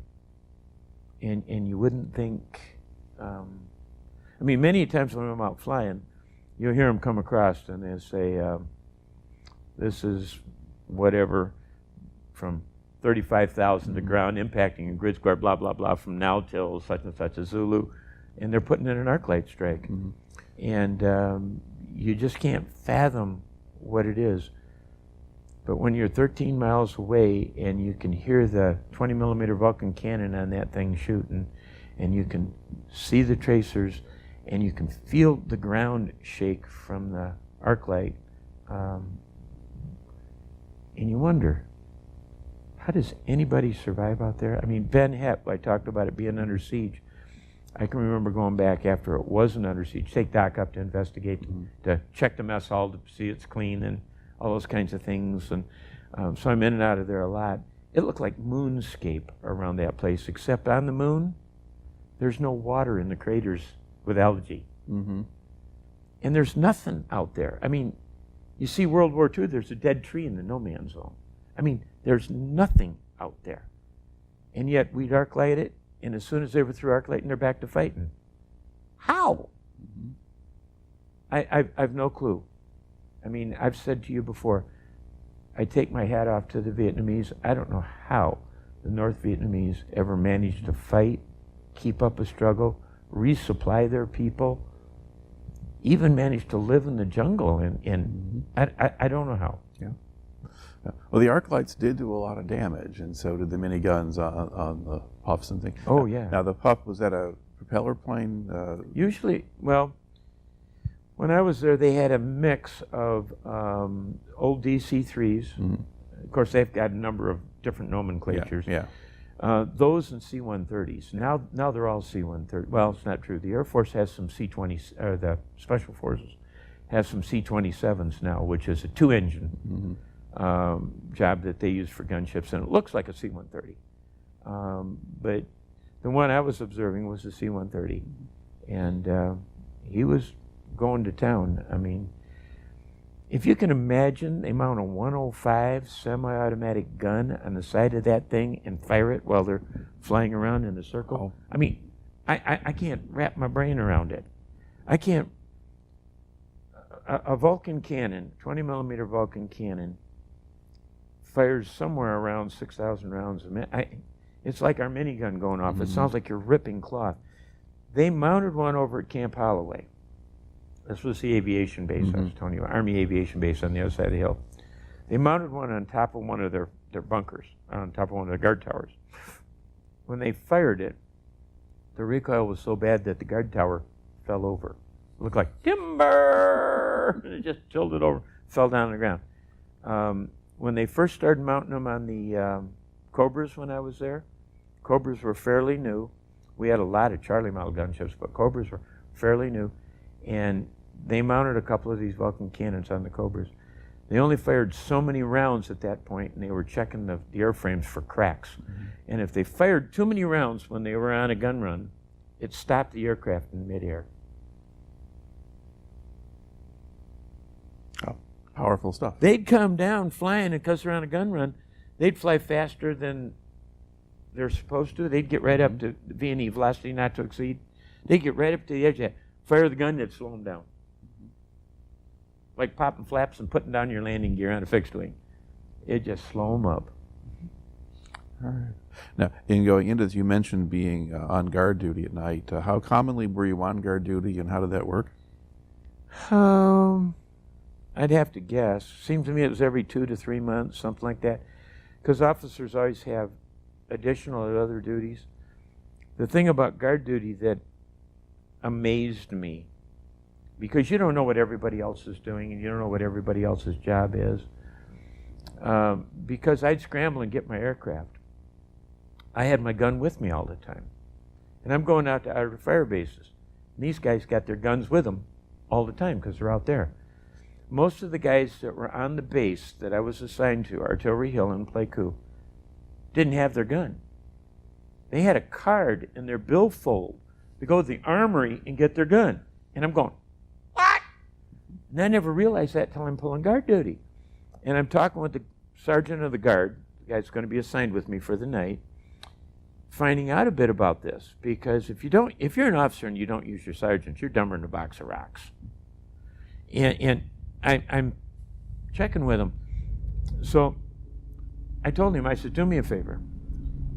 inspect the troops, do what you want to do, go through all your command and ceremony, and then tell the guys to fall out, and I want them to gather around. And he did that. I got them gathered around, and I says, guys, I know I've been going through the book. I know the SOP. This is one of my first times pulling guard duty. They weren't to unlock their ammo bunker. They have a footlocker in there with their ammo in it, the detonators for the mines that are out in the barbed wire. They weren't to unlock that bunker until they were given orders from either the sergeant of the guard or the officer of the guard. Imagine standing guard duty with an empty gun in Vietnam. And I'm going, no. Anyway, I just told the guys, gather around. I says, I know the SOP. I wouldn't pull guard duty with an empty gun. I don't expect you to.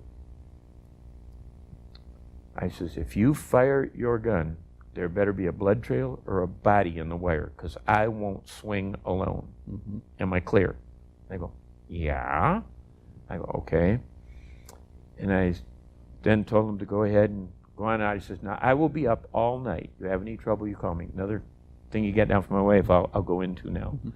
Mm-hmm. I turned to the sergeant, and because I was an officer, I wasn't allowed to do maintenance on the vehicles. So normally the sergeant would be up all night driving the vehicle around, and there was a bunk bed in the command building that I could sleep in. Well, I'm a pilot. If I'm up all night, they can't fly me all day the next day unless it's a combat situation. Mm-hmm. So I told the sergeant, I says, you got one or two choices. You can either stay up all night and drive me, or you can give me the keys and use that cot, and I'll know where you are. He looks at me and he says, you serious, sir? I said, uh-huh. Tomorrow, you'll have to go to work. Up all night and have to go to work all day tomorrow. I'll sleep till noon and then go in. So he gave me the keys. And I don't sneak up on the guys on the perimeter. I tell them I'm coming. I'll be on one perimeter. I'll call the next guard tower and tell them come. Well, while I was out there, the one tower calls out and they say, we're having trouble. People are coming out from our side up to the tower where they don't belong, and they're harassing them and causing difficulty. I said, okay. I said, now I'm going to come and I'm going to drive up to the bunker, to the guard tower next to you. I'll have my lights off, the whole bit. I'm going to walk over to you then. Challenge me, do whatever you want, but I'm telling you I'm coming. Don't be shooting me. Okay. So I come over there, and I'm on this tower. I'd been there 15, 20 minutes, and sure enough, somebody came over from the NCO club. Mm-hmm. That's where it looked like they came from, over to the tower. And they challenged him, and he responded with some blue, I would say, words, and turned the air kind of blue. And he ignored them and came over and started to climb up the ladder to the bunker. I cocked and locked my .45. Halt. He says, who the blankety blank are you? I said, I'm Warrant Officer Frank A. Anthony, officer of the guard. And you want to identify yourself or get shot? And he's just all of a sudden at a complete halt. Just on the ladder there. I'm Sergeant so-and-so. Do you want to live? Yes, sir. I suggest you get the hell off my bunker and don't come back. Yes, sir. And he got down off the bunker and didn't come back. I then unloaded my .45, put the round back in the magazine, put it back in my gun, put it back in my holster. The guys on the bunker said, you just shot him. I said, yep, and you should have too. Mm-hmm. And they looked at me. But I said, you didn't have any ammo, did you? But that's the story Mom wanted me to tell you. He'd come out drunk, and he just knew they weren't supposed to have ammo. Mm-hmm. And I don't know what he thought he was going to do out there, and I don't know what he thought he was doing. But there's 3 guys on the tower. And if they're paying more attention to him and what's going on, and he could have been the barber. Mm-hmm. I mean, it's dark. This was at night, and there are some people that are still on the base at night. We took them in I don't remember what time the old club closed, but every once in a while I'd go in with the girls in the deuce and a half and take all of them back to the center of town. And there were a number of Vietnamese that were still on the base till quite late at night. And we'd take them back after dark. I don't know who this is. He can tell me the sergeant, but I don't know if this... Now, he did have rather impeccable English for Vietnamese. Usually they had a little trouble with it. So, you know, I don't know if I'd aimed dead center mass or not, but I'd have shot him. No doubt in my mind about that. But... All right. Now you have some of the stuff that happens, I guess, maybe was actually funny, or at least you had interesting stories. My wife thinks so. One story she likes is I was going up in I Corps. English was a place that wasn't exactly in the Highlands, and it wasn't exactly in the Delta, but it was up in I Corps, and it was a staging base for a lot of stuff. And they had, from what I could see, I only went there once. And it looked like a hodgepodge of a little bit of everything was in there. And I dropped a commander at a base, and he'd been running around. He was going to stay for a while, and I told him I was going to go up to English and refuel. Otherwise, he's got to go with me when I refuel and what have you. He said, yeah, okay, go. And I'm flying this OH-23, piston slapper, the wooden blades, slow airspeed, 72 knots. Now, keep in mind, you know, the Huey and the 58 I'm flying is doing 125 plus. And 72's kind of slow. And we're the slow stuff. C-130's doing like 300 miles an hour, and you know, just about everything flies faster than we do. And I called English, told them I was 5 miles out for straight in. Okay, record quarter mile. Roger. Well, I'm plodding along. 5 miles at 72 knots takes a little bit of time. They call me back. You sure you're landing at English? Affirmative. Be advised, we don't have you in sight. Understand? Roger. Report quarter mile. Skids or landing gear down and locked. Guns cold. Roger. I keep plodding along. Finally, they called me back. Sundown, this is English. You that egg beater on the deck? That's affirmative. By the way, landing gears, or the skids are down and welded, 45's on safety, and magazine's out. I hear him key up the mic, and all I can hear is laughing and guffawing. I'm quarter mile from landing. And I'm 72 knots. You're doing 72 knots, quarter mile don't last long. Okay. I can hear him key up the mic again, all I can hear is laughing. They're so broke up, they can't clear me for landing. I finally said, this is Sundown 13. If I'm clear for landing, can you brake squelch twice? I hear click, click. They couldn't talk to me. They were just busted up because I don't know what they thought I had, but yeah, my landing gear is rather down and welded. The only gun I got is my 45 and my survival vest, and magazine's out, safety's on. They just cracked up. Another time I came in and I was landing at Pleiku Air Base. And normally we parallel the runway, and we don't even take the taxiway. We go down the grass alongside the runway and parallel the runway. And down there they had a windsock and some other stuff. And if there's traffic coming in and out, they'd have us hold right there. And it's right across the runway from the main terminal. Then they'd have us turn, and we'd basically hover across that to the main terminal, set down. And I had dropped off whatever I came in for, and I was calling for clearance to depart. Well, he's giving me clearance tail backwards. Instead of telling me to hover back out and go, he's clearing me to go right over the top of the tower. And this is during the Vietnamization project. And they're trying to get the Vietnamese to do all this stuff. And so I asked him to repeat the departure instructions. He gives me the same instructions, and then he's a little brisk with me. And he says, if you can't make immediate departure, hold flat pitch, C-130 on landing roll. Roger, on the go.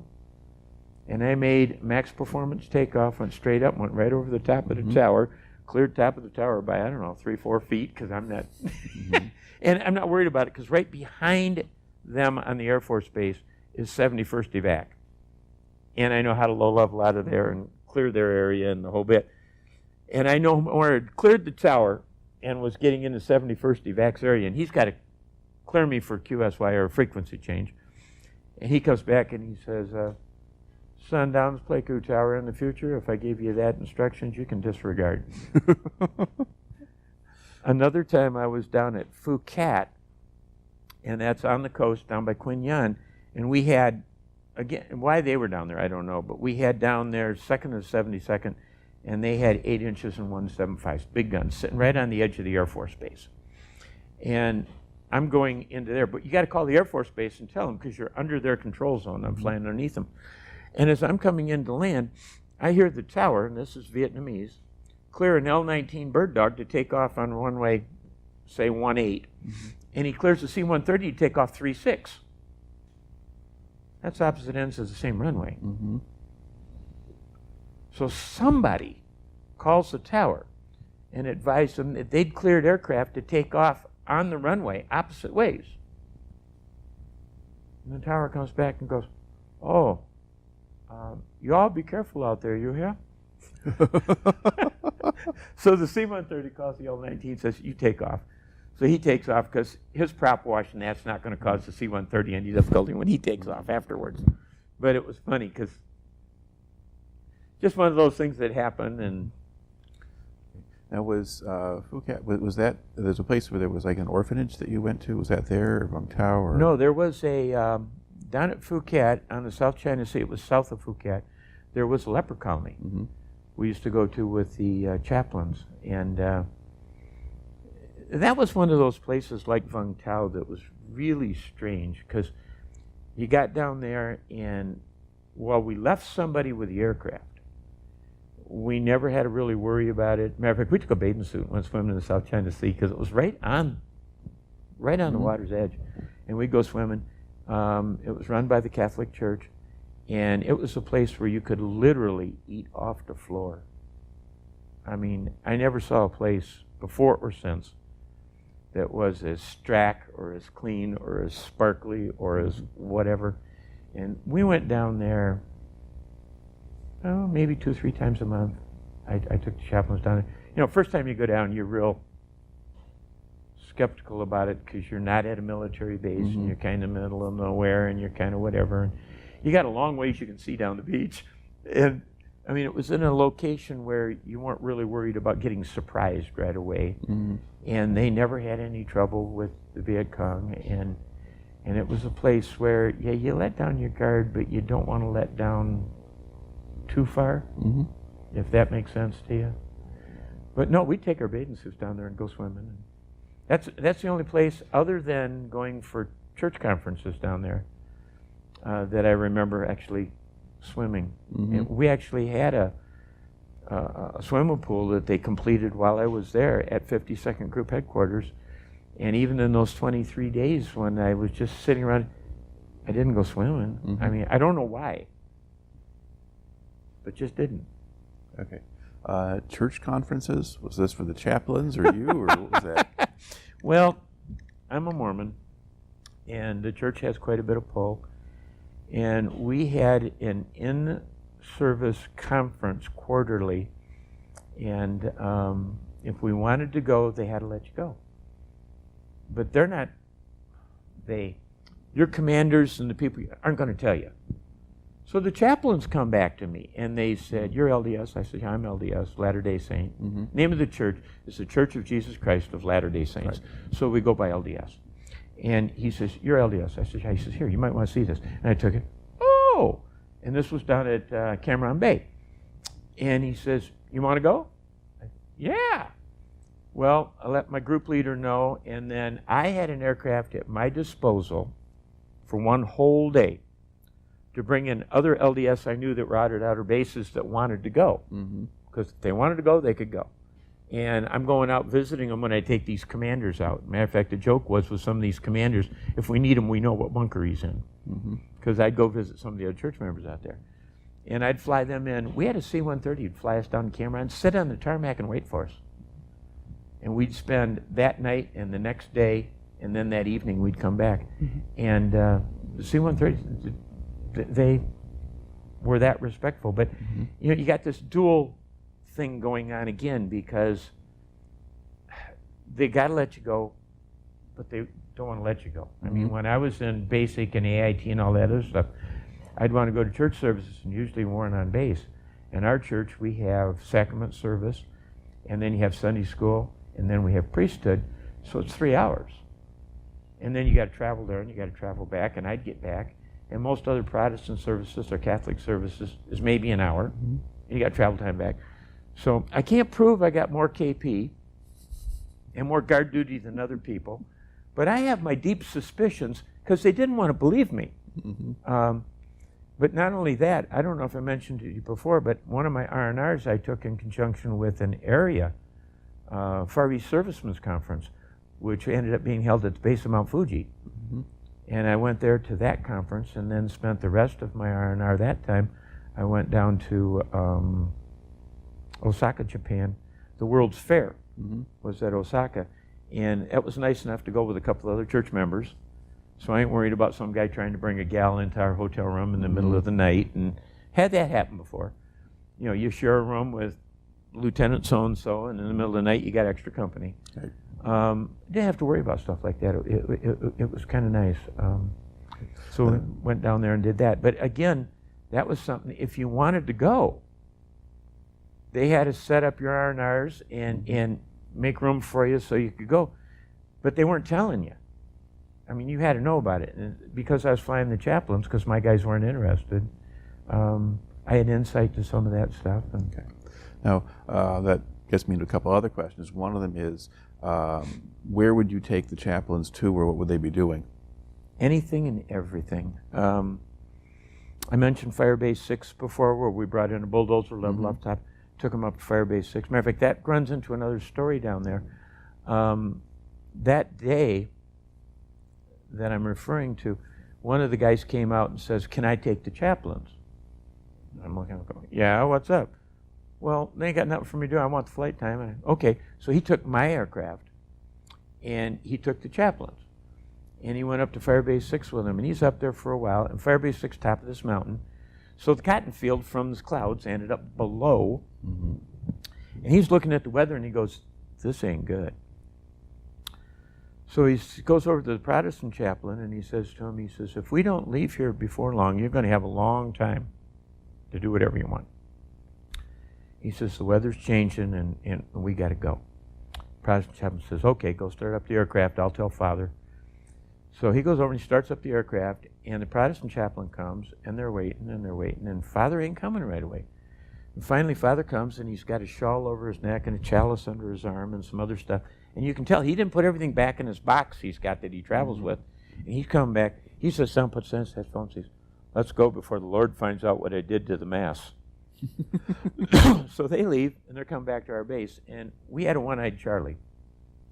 And a one-eyed Charlie is a guy that the Viet Cong would press into service. And they'd give him some dilapidated gun. And they'd give him a couple rounds of ammunition. They'd tell him shoot at the Americans. And they would tell him where to go, and he'd find an empty can, and he'd put his 2 empty cartridges in there that he fired at the Americans. And there'd be 2 live ones in there, and that's for to shoot at the next day. And they'd kind of keep an eye on him that way, and he's got to shoot at people. Well, if you got one and you know what he is, you don't return fire. They might get somebody that can actually shoot. Okay? So we had a one-eyed Charlie on our base. And if you get anybody landing, you tell them you got a one-eyed Charlie, and you just, you know. And today he hasn't done his duty. So you kind of know what's going on. Well, all the while I was there, the only aircraft he ever hit was the one coming back in with the chaplain. And there's a mic button on the floor, and you have one mic boom. You have a control panel that determines what radios you hear and which ones you transmit on. And for some reason, the mic that the Catholic chaplain had was set on FM or Fox mic, and he hit the button. Of course, everybody in the aircraft are monitoring that so they can hear, but he's also now going to transmit to the whole world. And the Protestant chaplain keyed up the mic and looked at the Catholic chaplain, and he says, "The Lord found out. They are sitting on the gas tank in the back, and it has a bulletproof or a ceramic plate on top of it, and that's where the rounds went, into the fuel tank in the back.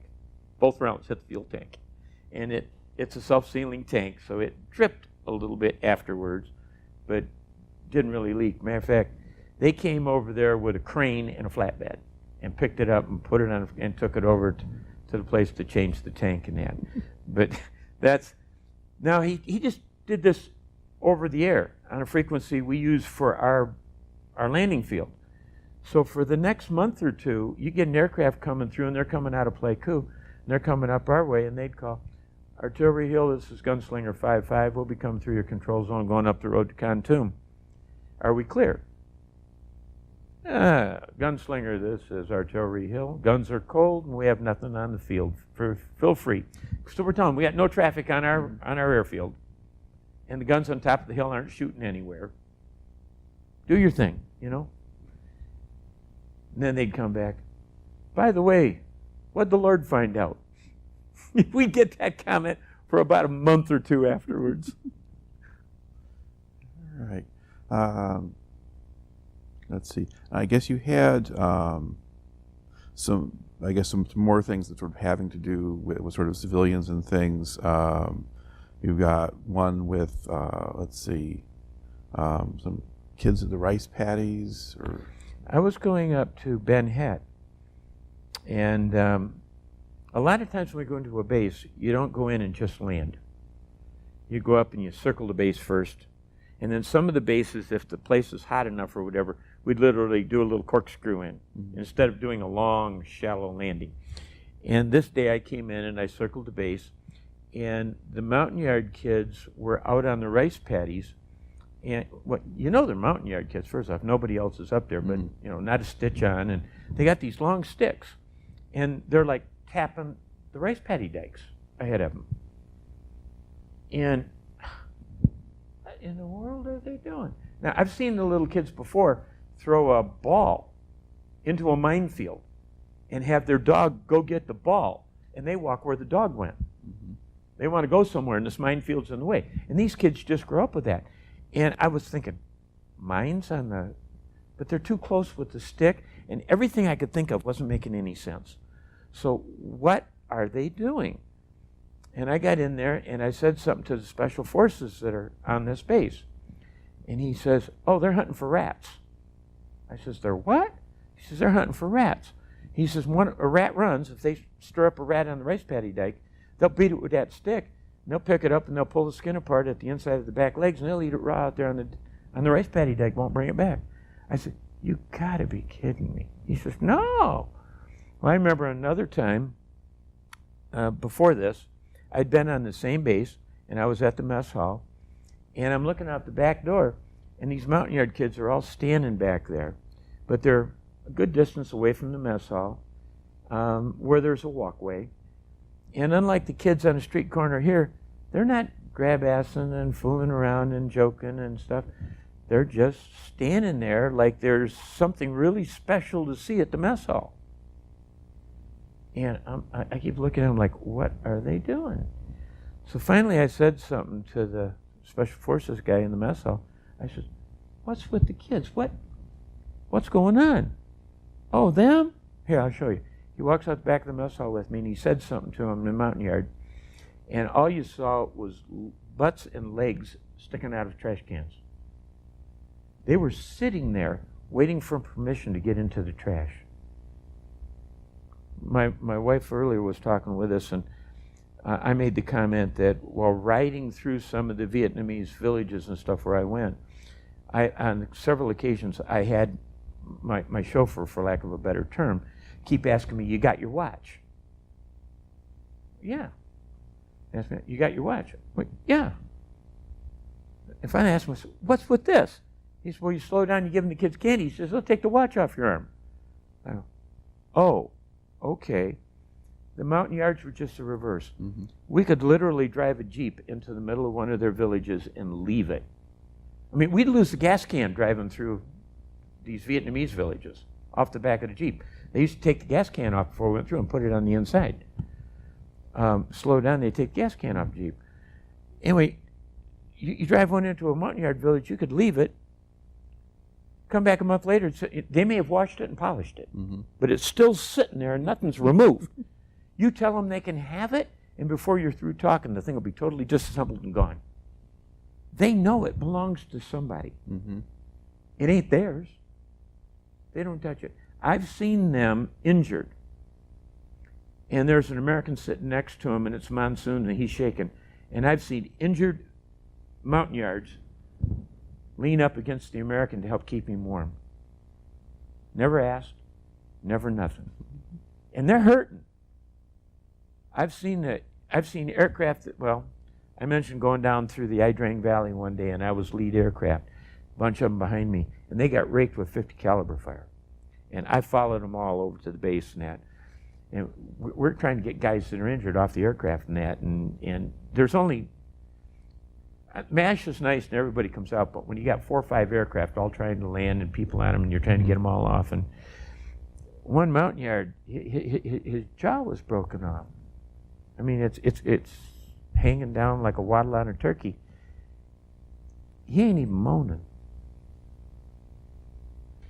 And he was more interested in trying to help a couple of his other brothers. And I don't know. I just, big difference. Mm-hmm. And you've also got something in here about a particular boy being interested in your helicopter. Was that a Montagnard or Vietnamese? Or? Little Montagnard kid, and where he got his shirt from, I don't know. And I've got a couple pictures of him, and I had to crop him because from, waist down, he ain't got a thing on, but he's got a little shirt with short sleeves. And he'd come out, and he started off, he'd walk up to the edge of the helipad, and he'd just sit there and look at the aircraft. And a good share of the time when I went to that one, they wouldn't have me go outside in that, and I'd just sit on the pad. So I wouldn't tie down the rotor blades, I wouldn't do anything, and I'd normally have a book of scripture or a book I want to read in my lower part of my flight suit, and I'd pull it out, and I'd sit there and read a little bit. And this kid would come out, and I'd be watching because somebody's around the helipad, and I'd watch him. And the same kid, he'd come out, and he'd just stand there and watch. So, they come out, and he'd get close to me. He'd just sit and he'd look at my tail rotor for an hour. I don't know what. One day I picked him up, and I put him in the aircraft. He's sitting right there looking at everything. I put his hand on the stick, and he'd just look at all. I never saw anybody with such excitement over so little. Just and I've got a picture of him, but like I said, I had to crop it because waist down, not a stitch on, just shirt, bare feet, no hat, no nothing, a little ragamuffin. And I don't know his name, don't know whatever happened to him, don't even know if he survived through the siege. Right. And one other piece here, let's see, when I guess at Phuket, where there was an orphanage, there was also a prison camp? Oh, in Pleiku. That was Pleiku, okay. There were a couple orphanages we worked with, but there was one in Pleiku. And right next to the orphanage, there was a POW camp. And one night, they attacked the POW camp and tried to get their people freed. Nobody'd leave. A couple nights later, there was another attack, except they mortared the POW camp. And we were afraid because we were, you're base and you're looking out, and it's a couple miles away, and thought they were hitting the orphanage. We were afraid they were going to hit. Well, when you play with mortars, you always joke, it's one over, one under, and you bracket it, and then you hit it. And it's crazier than artillery because, well, the mortars move around. And unless it's danger close, you don't normally start way out and walk it in. And they didn't touch the orphanage. I don't know how or why, or if it was intentional, or just flat dumb luck, but they didn't touch the orphanage. But that was strange. I mean, they attacked the POW camp, they got inside, and they couldn't get their own people to run away. So much for a prisoner of war camp and your ideas of stuff like that. Right. They wouldn't leave. And not necessarily dedicated to the communist revolution either at that point. I don't know. I mentioned earlier that since then I've taken a number of college classes in Far East history and other stuff, and I do believe that our government read the thing entirely wrong. I don't think it had, for the little guy fighting. You know, if you talk to North and South, the old story is the Northerner asks the Southerner, what are you fighting for? Because most of the guys from the South that fought in the Civil War, barefoot and poor, and they didn't own any slaves. He says, I'm fighting for my rats. He says, I'm fighting because you're down here. And I think most of the Vietnamese didn't understand what the war was about any more than America. I didn't. And I think most of them were fighting because of home or whatever. I know the Vietnamese that were fighting on the south side that were up where I'm at were there predominantly because the judge gave them an opportunity to go to war or go to jail. And I know the ones that my brother-in-law fought with down around Saigon, they lived down there in family. And we're talking full-time soldiers yet, though. And he said they were very good, and the ones I was fighting with, you know, that I was dealing with for the most part up around Pleiku, were not. Same war, same people. I think most of the Vietnamese were fighting for unification, and they wanted Vietnam together, one Vietnam. They didn't want French rule, they didn't want American rule, they didn't want any help, they wanted self-rule, they wanted, this is our country, leave us alone.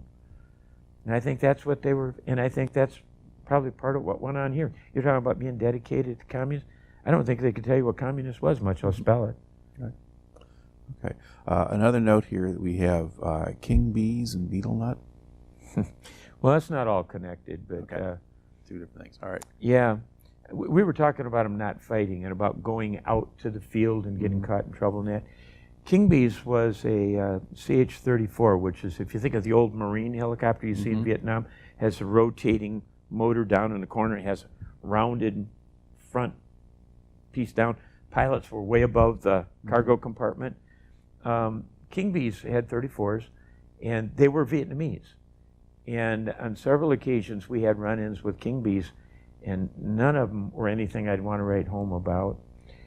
And I remember one night, they had, well, it was daytime when they went up and inserted Vietnamese, along with our RAO, our forward observer, had put them in, and they got into heavy contact, and they needed to be extracted.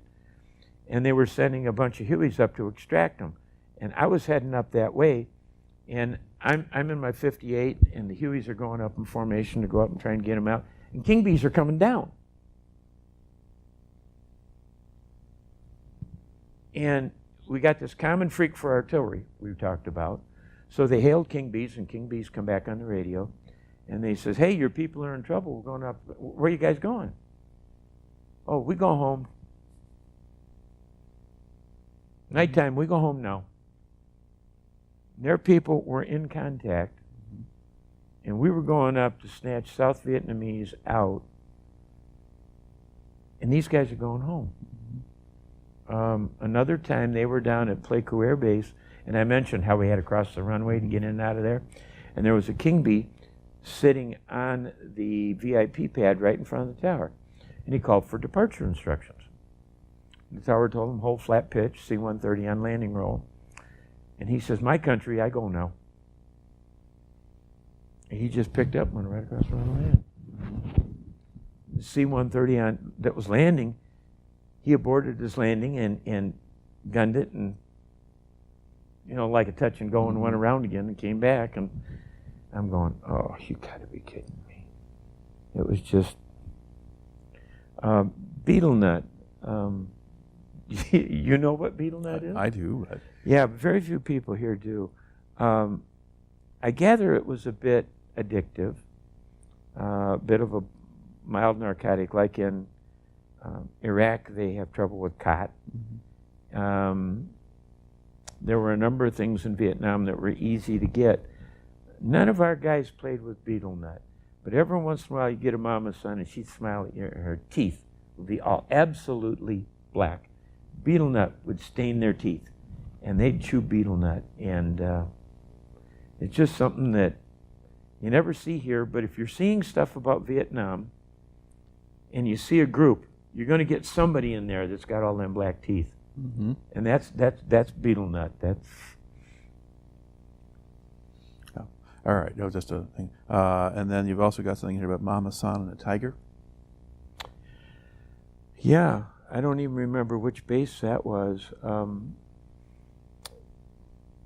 Mama San.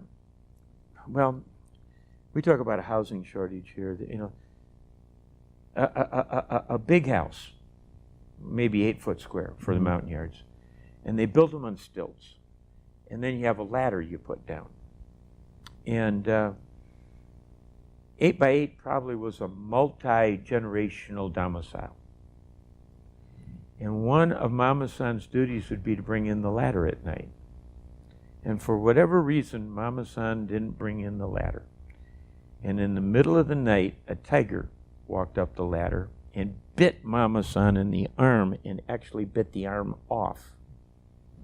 She took the arm out of the tiger's mouth and pulled it away, beat the tiger off, pulled the ladder in. Next morning, walked 7 miles into a mountain yard village, Wow. or into Special Forces camp from her village. They had me medevac her to 71st Evac Hospital. A couple days later, they asked me to pick her up and bring her back out to the mountain yard village, and I did. She walked then back out to her village and sat there for most of the day. Nobody talked to her. They thought she was an evil spirit. Mm-hmm. If you get a scratch in the jungle, like from a rose bush, in an hour it'll be a pus track. Mm-hmm. And I asked the doctor at 71st Evac Hospital, I said, how come she didn't just flat bleed to death? Yeah. And he looked at me and he says, you would. I would. He says, they don't have any fat. He says, her muscles all contracted and then acted like a tourniquet. Mm-hmm. And they had to debride it and whatever and put it. She walked, it was every other day or every third day, 7 miles back to the Special Forces camp to have her dressing changed and looked at. Wow. And walked back to her village. But that you talk about differences, and you know, people today are complaining about Obamacare and health care. You see them parading it's a right and stuff. And I do genealogy, and I can tell you that my parents started getting health care because of the unions. And prior to that, nobody had insurance. Doctors did house calls. They did house calls when I was a kid. Mm-hmm. We have no concept how well we lived, how well things are. I was sitting in a master's class, economics, and the gentleman sitting next to me was a retired colonel, Army engineer. And somebody said something about poor in this country. And he and I said, we don't have any poor in this country. 2/3 of the class was black and 2/3 of the class was female.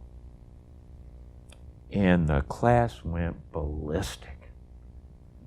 And the prof came back to the two of us and says, two of you want to explain? I says, yeah, our poor has transportation. Our poor has housing with electricity. Some of them have air conditioning. Almost all of them have TVs. They have indoor plumbing. They have, you know, they may not have insurance. They can go to any emergency room and get health care.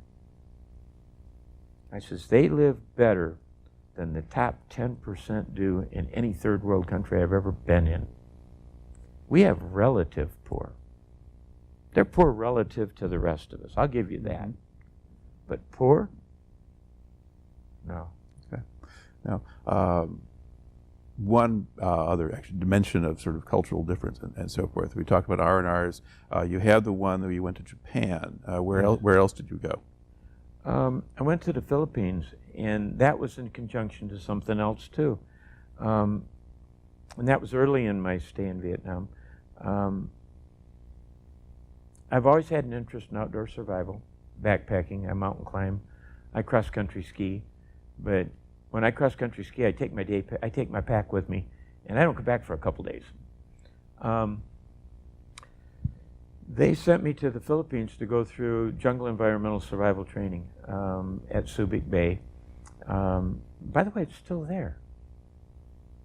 Subic Bay isn't. Mm-hmm. And if you look up JEST, J-E-S-T, Jungle Environmental Survival Training, the same mountain yards are running it, or the same mountain yard, the same Negritos are running it in the same place and doing the same thing for civilians and anybody that wants to go. And I found that fascinating. I was doing some research the other day on the computer, but we went there and 3 days, and then my R&R followed that. So I don't know, I ended up with somewhere between 8 to 10 days they cut my orders for, because I had my 5-day R&R in conjunction with jungle school and travel and housing and everything else. So I went there, and that was interesting. We were told to bring $2.50, and we figured that was just for meals. Everybody I ran into was an officer that was going to the school, and we got there. They had us meet in Subic Bay, told us when and where, got aboard Dusnaf, they put down the side curtains, and they drove us, and you could tell by the road, they got out of the main base, and we were on a gravel road, and it wasn't really well taken care of, and dust starting to seep in a little bit, and got where we were going, there was this big Quonset hut, and we got out and went in the Quonset hut, and we had really professional presentation for the morning and into part of the afternoon, but we never had lunch. Then they finally said, anybody hungry? Duh. So they had us get back aboard Deuce and a Half, side curtains down, drove us off. Vehicle stopped, and they call off 4 names. Now, I'm real suspicious. Deuce and a Half's full. Why do they only want 4 of us? They're going to feed us, right? So the 4 of us get out, and the Deuce and a Half leaves. And we're looking around, and it's triple canopy jungle, and there's just this 2-track. And as the truck finally clears, here's standing a little native. And he's got 4 bolo machetes in a wooden sheath with about 6 foot of parachute cord on it. He said, $2.50, please. Okay, we cough up $2.50. He shows us how to tie it around our waist, and it hangs real nice on one side. He draws his, cuts a piece of dry bamboo, splits it down, puts a little V in it, takes another piece and starts playing it like a violin. He starts fire. And he's got a green joint of bamboo, splits that one off, puts a bamboo leaf over top, takes some rice out of his pocket, puts it in the joint, bamboo leaf, puts it in the fire. In about 15 minutes, maybe 20 minutes at the most, that we're from the time we're dropped off, he's taking another piece of bamboo and splitting it lengthwise, and bamboo has these joints in it, you know, and he's splitting it sideways, and it made like a little trough. And he's opening up this thing, and he's putting some rice and other stuff, and he goes. So we sit down there, and we're eating. Don't know what we're eating. Rice, I know. The rest of it, I don't know. So we're eating. And when we get through eating, he goes like this, and he says, then he speaks. The guy actually can speak, and he speaks English. He says, what you see?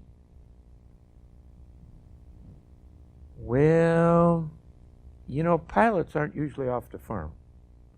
So he gets, we're in Sambo country, we're in tiger country.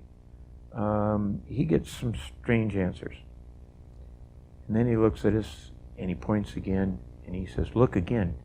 You stand in world's largest grocery store. Only reason men starve out here is no read packaging labels. And for the next 3.5 days, everything we wanted was prepared. Everything. We had, at one point, well, the first day, he was showing us medicine. Second day, he's showing us water. I got that out of order. First day was medicine and water. Second day was plants. Third day, he's showing us how to catch animals. And then the next day, we were picked up early in the morning and taken back to base. And culture differences again. I mean, when we're doing the animals, he's upset with us that we want to catch them by the neck. They'll be dead. He says, catch them by the leg. Tie them with a string. Give them water. Eat them when you're ready. Otherwise, famine or feast. He says, dumb. First day, he's showing us where to find water and medicine. One of the guys picked up a piece of bamboo. He struck it with his machete, and it split. And the edge of bamboo, when it splits like that, it's very sharp. And he laid the palm of his hand wide open. Well, I'm a wilderness EMT. And I'm looking at that, and I'm thinking, how many stitches? And like I said, a scratch is a pus track. And I'm figuring, this guy's out of here. Mm-hmm. Ain't no way he's going to perform for the next couple days in the jungle with us with a cut in his palm like that. And I mean, it's clear through the skin. I mean, it's good cut. Negrito goes over to a little tree and uses the knife down by the hilt and just scrapes it and ends up with what looks like kind of a Brillo pad. Puts it in his hand and says, hold it. And he goes over and he pulls some leaves off another one, and it milks up on the end like a milkweed. Takes that little Brillo pad out and he paints it with the sap. I noticed by this time the wound's over 3/4 of the way closed. Puts the bark back. He says, hold it. It never opened up. It never got infected. When we got back to base, I went with this guy over to the aid station. And they're looking at it and says, what's that crap you got in there? Because by now it's scabbed over some and that. And he said, well, I don't know. The Negritos did that. Oh, you're with the JUST program. Oh, yeah. They paint it with that white stuff? We says, yeah. He says, you know, we're testing that stuff in the lab back here. It's got the same medicinal effects as iodine. We're trying to figure out how much to use to purify water. We're going, what? He says, don't know what to do with it. He says, if it opens up, come back. Anything we do now would be secondary injury. He says, it's closed. It ain't going to open. Mm-hmm. I'm going, whoa, okay. Last night we were out. The Negrito got together somehow out there in the middle of nowhere. Of course, these guys, I mean, they grew up out there. Mm-hmm. This is their thing. Come to find out, the guys we're with have got college degrees. But you know, I mean, they were wearing fatigues, jungle fatigues. A couple of them had some sort of footwear on. Some of them were barefoot. If they had anything on their back, it was smaller than a book bag, and their machete. And I mean, we didn't go without anything. I mean, at one point, the guys were swimming in a bend in a river, and they were commenting how, yeah, they weren't dirty, but they felt sticky. And when Negrito goes over and he cuts this vine, and it was all twisted. And he says, get a rock and pound it flat. So we get 2 rocks, pound this thing flat. He says, go wash like wash rag. Get into it, and it lathered up like it was detergent. Washed with it, couldn't. This is wild. Getting all clean. So last night, all these guys kind of start getting together. And everybody that's in the class ended up in the same campground. And we found out top of the hill right there is where Dusnev had a road again. And we went out the next day. But that night, we all got together, and they said, you know, we know we're going back to combat. Anything you guys want to know? And we says, well, yeah. Anything you can't get for us here. I mean, we're mesmerized. I mean, the stuff in medicine, where to find water. I mean, they were showing us a number of plants that all we had to do is cut them and water ran out of them. And it's purified. Mm-hmm. We were just mesmerized with everything that was going on. And you can't absorb it fast enough. But a lot of it's the same. I mean, if you see a dandelion here, it's a dandelion there. It may be bigger, but it's still a dandelion. So some of this stuff washes over. And some of that I picked up real easy. Well, we're sitting around this campfire and I ask him, and he says, 2 things no can get. He says, okay, no San Miguel tree. Well, San Miguel is Philippine beer. He's talking about no Coors, no Budweiser, no Falstaff, you know. No San Miguel tree. And no sex tree. But other than that, anything and everything we wanted out there. I mean, it was just unbelievable, the stuff that, if I sit and think about it, I'll think of some more examples of stuff they come up with, but it was just, we wanted for literally nothing. Matter of fact, it was strange. I woke up the morning they were going to take us out. We had learned to take a piece of bamboo and you hit it with your machete to the outside. You pull that little piece of wood out. Bamboo joint's about 1/3 full of water and it's already purified. And we'd put some freshwater prongs in there, and we'd put some palm heart in there and some other things, and then you put this piece of wood back in upside down, and you put it in the fire, and it acts like a pressure cooker. The water only gets so hot, and the little piece of wood comes up, and you see some steam come out. And when steam don't come out anymore, you know everything's in there's cooked. And I had one of these I'd saved. And I woke up, and it rained real hard the night before. And we were starting to get into the monsoons. And I had a rock that was probably 5 foot high. And we were near a creek, and the creek had come up and completely surrounded my rock, but it hadn't got up to the top of me. And I had slept with my legs drawn up in my chest with my poncho over me, and I had this joint. When I woke up in the morning, I hit that joint, I flipped it on the side, and I'm eating a little rice and palm heart and some prongs and thinking, life just don't get any better than this. And they took us back to base, and then I realized this is Thanksgiving. Mm-hmm. So we went and showered, because we'd been, several days in the same clothes, and I went and showered and changed clothes, and went down to the BOQ, and they had table after table after table laid out with roast beef and ham and turkey and mm-hmm. chicken and everything you could think of laid out. And I went through, and the contrast, again, talking about poor mm-hmm. and talking about the way we live. And matter of fact, just recently I was listening to a documentary, and the guy was making the comment, and I never thought about it at the time, and I never thought about it causing a problem, but he says part of the problem our troops had with the Vietnamese that we were working with was the difference in life standards in our culture. And this idea of poor and the way we lived and our housing and their housing and what we ate and the way they ate, and coming back out of the field and thinking I was living like a king, and then walking back and a 4th of July don't go by that I don't think about the way the Montagnards lived and the way the Negritos lived and the way the Vietnamese lived, and just so thankful that this country, and we have so much excess that we don't even think it's excess.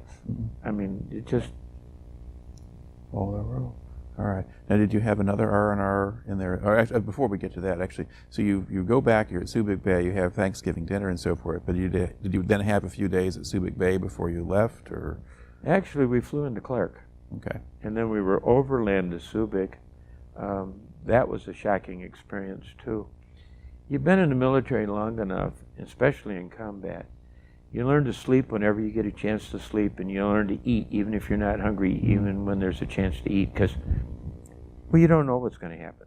You don't know when it's going to be able to get the next meal or drink of water or whatever. And it was night, and we got aboard this bus, Army bus, typical gray-blue kind of looking thing, and they're going to take us to the next place. And, of course, this is the Philippines, and we came out of Vietnam, so we don't have our guns. We don't have our survival vests. We don't have anything like that. And you got whatever you're traveling with, whether it's a B4 bag or a small duffel or whatever you're traveling with. We get aboard the bus, and we're traveling, and I'm asleep. And the bus comes to a stop, and I thought, oh, we're where we're going. And I look up, and there's guys coming on the bus in some sort of military uniform. And if I remember, it was a grayish-blue uniform. It wasn't one of ours. Automatic weapons. And I'm feeling for my sidearm. We were at a checkpoint, and they vary them and move them around. But the Philippines were having trouble with Hucks at the time. And they were coming aboard to make sure that these were all Americans on, and this hadn't been a hijacked bus, and there weren't Hucks aboard the bus. And they just kind of walked down, looked around, and walked off, and we were on our way. But that was a few tenths, and I could see it in the eyes of some of the other guys that were there on the bus too. Now, whether they were out of Vietnam or where they were, I don't know. But yeah, that was different. Yeah, I had 5 days. Subic Bay was interesting. They had a great big officers club, and it was divided, sort of an upstairs, downstairs thing. And the upstairs was very formal, and it was very semicircular, and it kept going down steps like you have at somebody's home for a fireplace, but everything in front of you is glass. And you can see the whole bay. And there was a carrier group in there at that time, amongst other things, and you can see them all out in the bay. And the lights are down, so the outside's lit up. And all the way at the bottom of this setup, now these are all tables on these tiers. And at the bottom is a dance floor and a piano, and a singer comes out from time to time. And several of us guys would go down close to the piano and sit down there. And we'd request songs, and that was strange. People just weren't doing that. And we finally got a glass and put it on the piano and started stuffing bills in it. That was strange. Nobody was doing it. And we asked the gal there to sing a couple songs. She didn't know them. And the last night we were there, she knew it was going to be our last night. She got her girlfriend to come over from the NCO club to sing the songs we'd requested that she didn't know. And then she said that she wanted to do a dedication and that her brothers were leaving, referring to us. And she started to try and sing her song, got partway through. Had to put the mic down, she couldn't finish. She turned around and collected herself and turned around and tried 3 times. And then just walked away. We never got that response home. Never got it anywhere but there. I mentioned you had the upstairs, downstairs, and if you went outside and you went down below, this was on the side of a hill, down below they had a stag bar. And just the opposite, there was no glass. It had 1/4-inch hardware cloth on the wall, and then mosquito netting on the outside of the hardware cloth.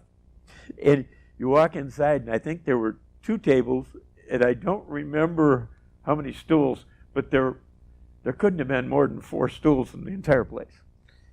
But there were a couple tables, and they were pillar type where you stand up by, and a bar. And down there was a big open patio, and there was a swimming pool out there. And at night, nobody was using the swimming pool, but there were tracks that came from that bar, went across that patio, and went to the swimming pool. And inside, they had Last Chance, big plaque on the wall, Last Chance, and there were names on it. And they had this car, and it was inside the bar, and they'd open this door, slide the curtains back, whatever, and this car kind of looked like a bullet, pointed on both ends. And you could sit in the car, and there was a seat, and they had a lever, and when you pulled the lever, it dropped a hook. And just before the pool, there was a cable, and on both sides of the cable, there was a ramp coming up to that cable. You get in the car, and they'd pump up the air pressure, and when the gauge read a certain point, they'd say, "You ready? Ready?" They'd fire the car, and they'd go down the track. And you could drop the hook to catch the cable, and if you didn't, you went in the swim pool. All right, so I guess it answers the question of what do you do in Subic Bay if you're not getting yourself in trouble? Well, at that time, we had more Army aviators on the Last Chance plaque than the Navy did. So it was funny. I went out with the guys one night, and they wanted me to go in town with them, and I knew what they were thinking, and I wasn't really excited. They conned me into going in town, and I went in town. We went into a bar. Of course, the girls descend on you then. And, baby, you're nice. I like you. I don't want to marry you.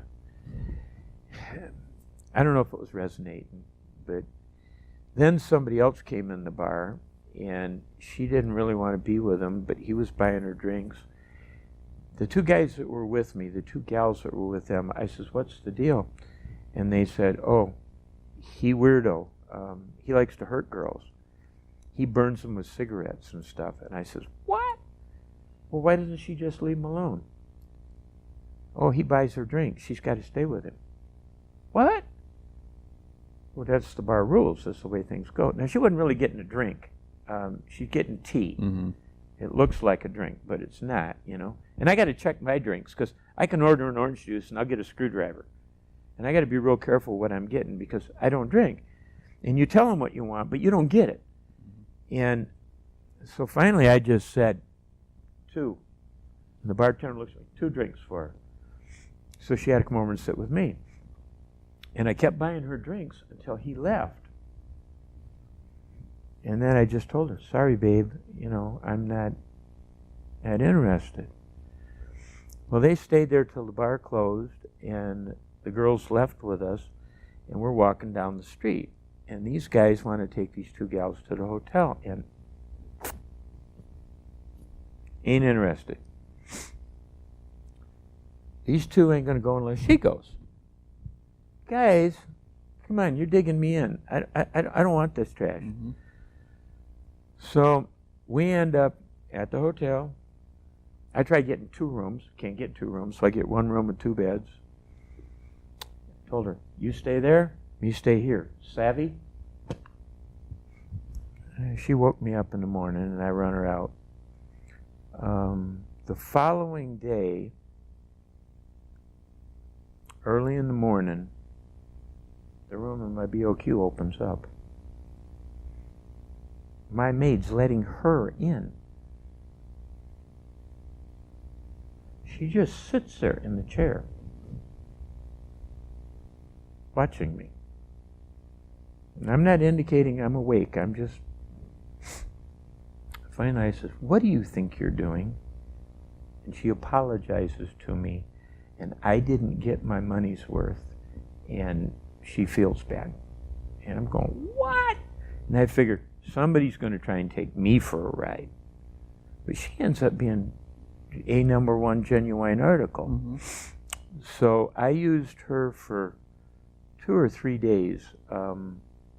She arranged to pay Mama Son, so she's mine. She doesn't go into work. She doesn't go anywhere.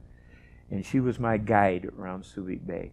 And outside Subic, if you go up to the base, they'd have places where they had felt canvases out where you could buy carvings, you could buy stuff like that. I made some comment to her one time I wanted to buy one of them. She says, no, you don't. She says, they crooks. I take you. So she got one of the jitneys, and the jitney is a Jeep over there, and they decorate them with all sorts of big reflectors and lights and all kinds of stuff and use them like taxis. And she gets this jitney, and she speaks, I don't know what the language is, but it's not Spanish. And she's speaking to the driver, and he takes me somewhere on the way back roads. I don't know where the devil I am, and I'm looking around going, okay, so far she's being good to me, and I trust her. And she goes in this place, and for $5, I bought a carving of the Last Supper that's this big in multiple woods. I walked out of there with 3 oil paintings, and I paid $5. Couldn't believe it. Another night, I told her, I says, let's go eat and dance somewhere. Well, she's thinking I want to take her back to the officers' club. Well, they ain't gonna let her in. And so she says, I know the place. And she took me someplace again, and it's downstairs, and it's like old caverns, like you think of in France and that, you know. And I'm going, oh shit. And I get in there, and we had surf and turf, and I don't remember what else. I didn't even spend $7. I mean, it was just that way. And one day I says to her, I says, I want to see where you live. And she looks at me funny like. I says, you tell me you got a child. I says, I want to meet your family. And she looked at me and she started to cry, and she says, I know have family. I says, what? I know have family. She says she was a maid on the base, and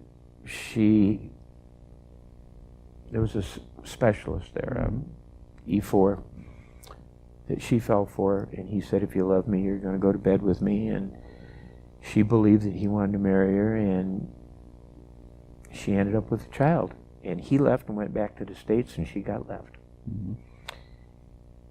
Her family, real strict religious, disowned her. Her daddy literally put a stone in the cemetery for her. She ain't alive. She had this jitney take me, and I don't know where we went, but it ended up being 3 or 4 floors. And it's the kind of thing you see on travel logs where you see all the balconies and all the laundry hung from side to side and all over. And we get there, and the driver says something to her. And she starts a fight with the driver. And I'm ready to crawl under anything to get out of the way. People are coming out on the balconies. They're coming out on the street. I mean, they're like lining up 5 to 10 deep around this jitney. And I'm thinking, uh-oh, I'm in big trouble now, you know. I have no clue what's going on. And she and he are in a heated yelling match. Finally, she throws some coins at him. And at that point, everybody around us and in the balconies just start applauding.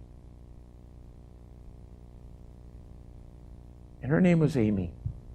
And I said to Amy, I says, what's going on? He tried to charge you way much. He crook. I call him crook. He insists I pay her. He called police. I told him, call the army. She didn't care. And she had it out because, you know, people over there, they haggle for everything. And the Americans, the way we are, like at the front gate, I'd have paid probably somewhere between 40 and 50 bucks for the stuff I got for $5. No. Says, he got paid fair. He got paid tip, too much. From him crook. Whoa! And I went in this apartment complex, and she had a, I don't know, 1 or 2 year old, and she was living with 2, 3 other girls so they could afford the rent. And that was her life. And she's another person I've often wondered about what happened, because Clark Air Force Base, the volcano took over, and then Subic we pulled out of, and there's nothing there. And she has no family. She has no... And are people going to reprisal against her? I wonder about our maids in Pleiku.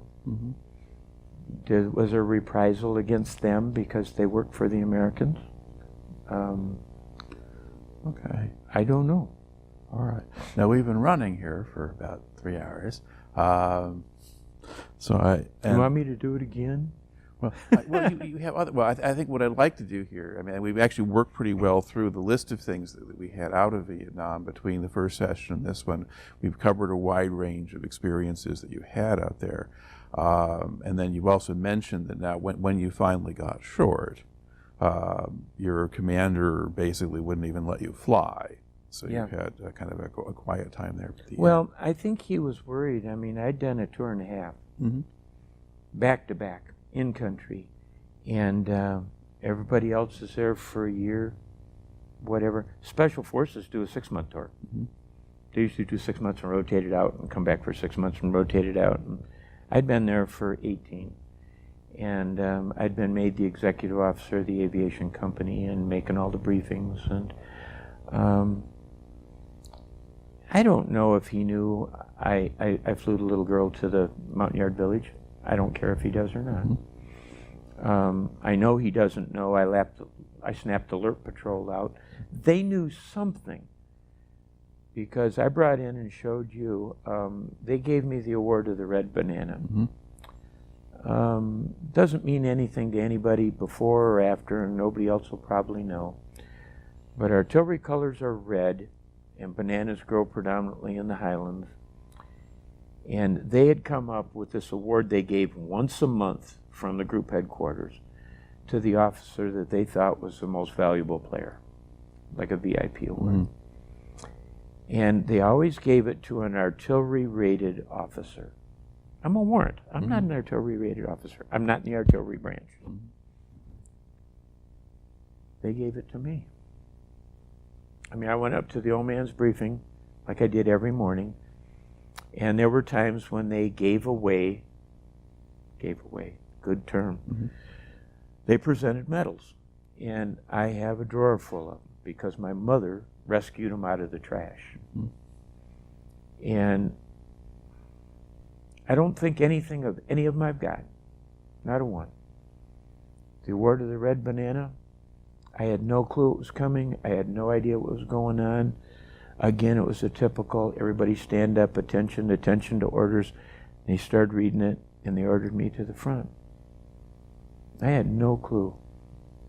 I think I was awarded it in November. I'd have to look at it. But it means something. Those were the guys I worked with. Those were the guys I was accounting to, I guess. But again, it's strange because my sidekick that I mountain climb and backpack and go deer hunting with and that, he served with 1st Cavalry Division. And he goes to their reunions. And he says to me, you want to join the Vietnam Helicopters Association? I didn't work with those guys. Do I go to 52nd Arty groups or 1st Field Forces group? I didn't really work with them. I mean, I might fly a guy once and then never see him again. Some of the commanders, I might fly once, twice, 3 times a week. They might have been there 3, 4 months and then they're gone. Because you got that rotation thing going on. I did come home from deer hunting one year, and my wife says, we've got a strange phone call. Well, I was law enforcement. The only thing I could think of at the time was,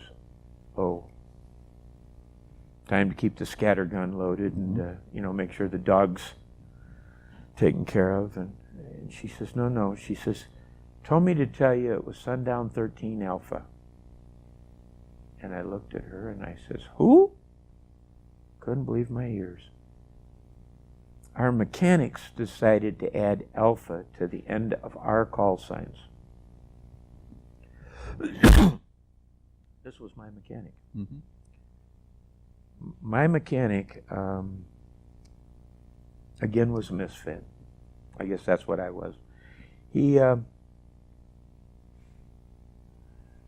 little heavy, really nice guy, real nice personality, just didn't fit with the other guys, and he was the one they'd pick on. And, I'd pick on him too, but he knew, like we'd fly, later on we got some flight suits that were 2-piece. They were like tanker uniforms. So you had a tunic and a pair of pants. And we would tuck them in, because if you didn't, and you got an aircraft fire, it acted like a Venturi, and it'd pull the fire up. And they were teasing him one night about being gay and stuff, and I got to the door and I said, hey, Mick, good night. And, frogging around. But Miklos and I got along well, and he became my mechanic. And I don't care. I mean, my faith, I'll talk about gays in a minute. My faith, if you're gay, that's your problem. That's the way I look at it. And I think it is. I think you got enough problems of your own. And as long as you're not predatory, and I think that your sexual conquests with the ladies or with your wife or with some other partner is your business, not to stay your business, and doesn't belong in public. So I don't care. None of my business. And I tried to teach Mick to fly. That boy couldn't get the hang of it. He tried killing me more than the Viet Cong did. And he told my wife, he says, I extended to stay in Vietnam because your husband was the only one that would let me fly. And Mick extended to stay. I found out about this after he did it. He extended to stay in Vietnam 6 months because I did. I went to Mick, I said, what did you just do? You're dumb. He wasn't going to get sent back that we knew of. Matter of fact, they sent him to Germany when he left there. He never did go back to Vietnam. I said, you don't extend because I do. You don't live your life the way I do because you're doing it for you. You do what fits your bill. You do what floats your boat. You don't, that bothered me for a while. When I went down to see him in Cleveland, I talked to him on the phone. We got back together. This is 40 years later. Went down to Cleveland. He's total disability. He had to get he took privately his own fat samples and sent them to a private lab to have them analyzed, and he's heavily exposed to Agent Orange. Mm-hmm. He later went back by the Freedom of Information Act and got verified.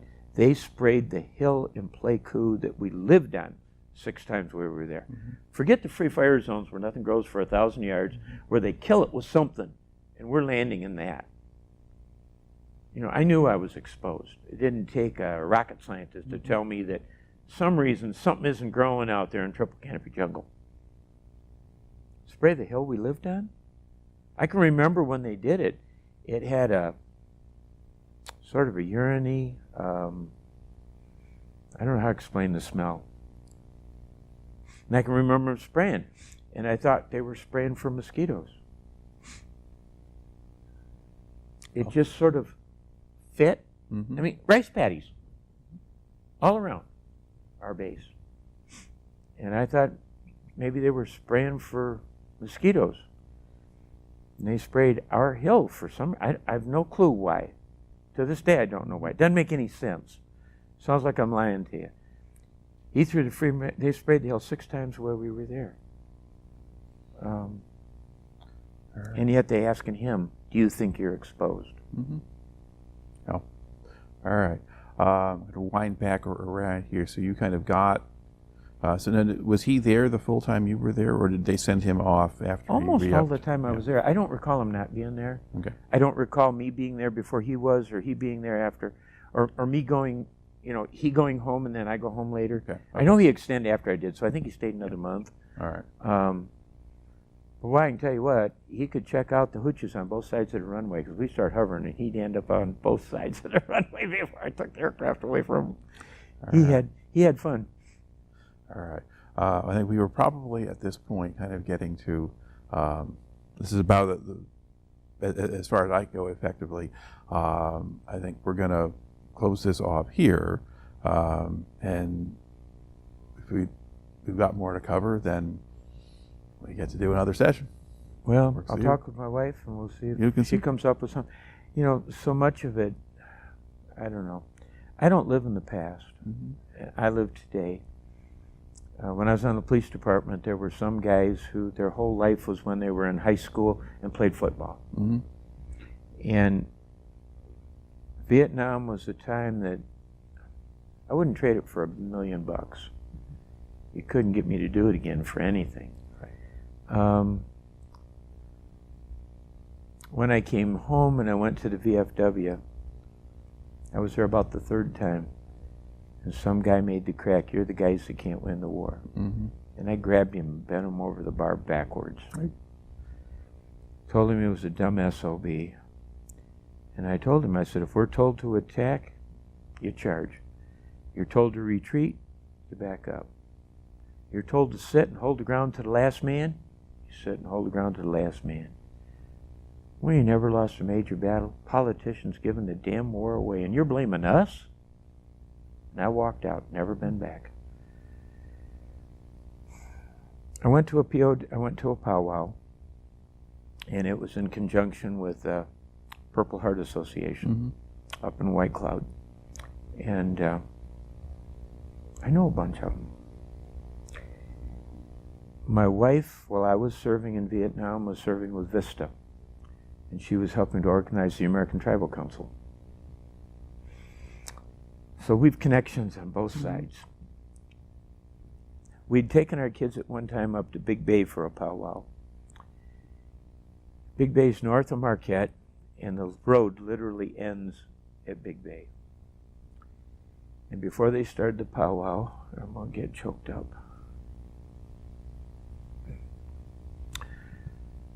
They got on their PA system and they asked for all veterans to please come to the PA. It's a real small powwow. There were more of us European mongrels than Native Americans there. Short while they came back on the PA and they said, I didn't ask for just Native American veterans. I know there's more veterans here. I want all the veterans to come over here. So I went over there. They gave me the American flag, gave us the tobacco, told us about their ceremony and why.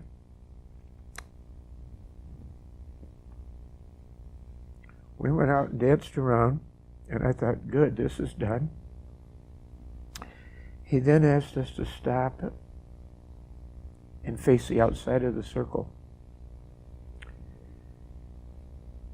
He told them we were the modern-day warriors. We were the ones that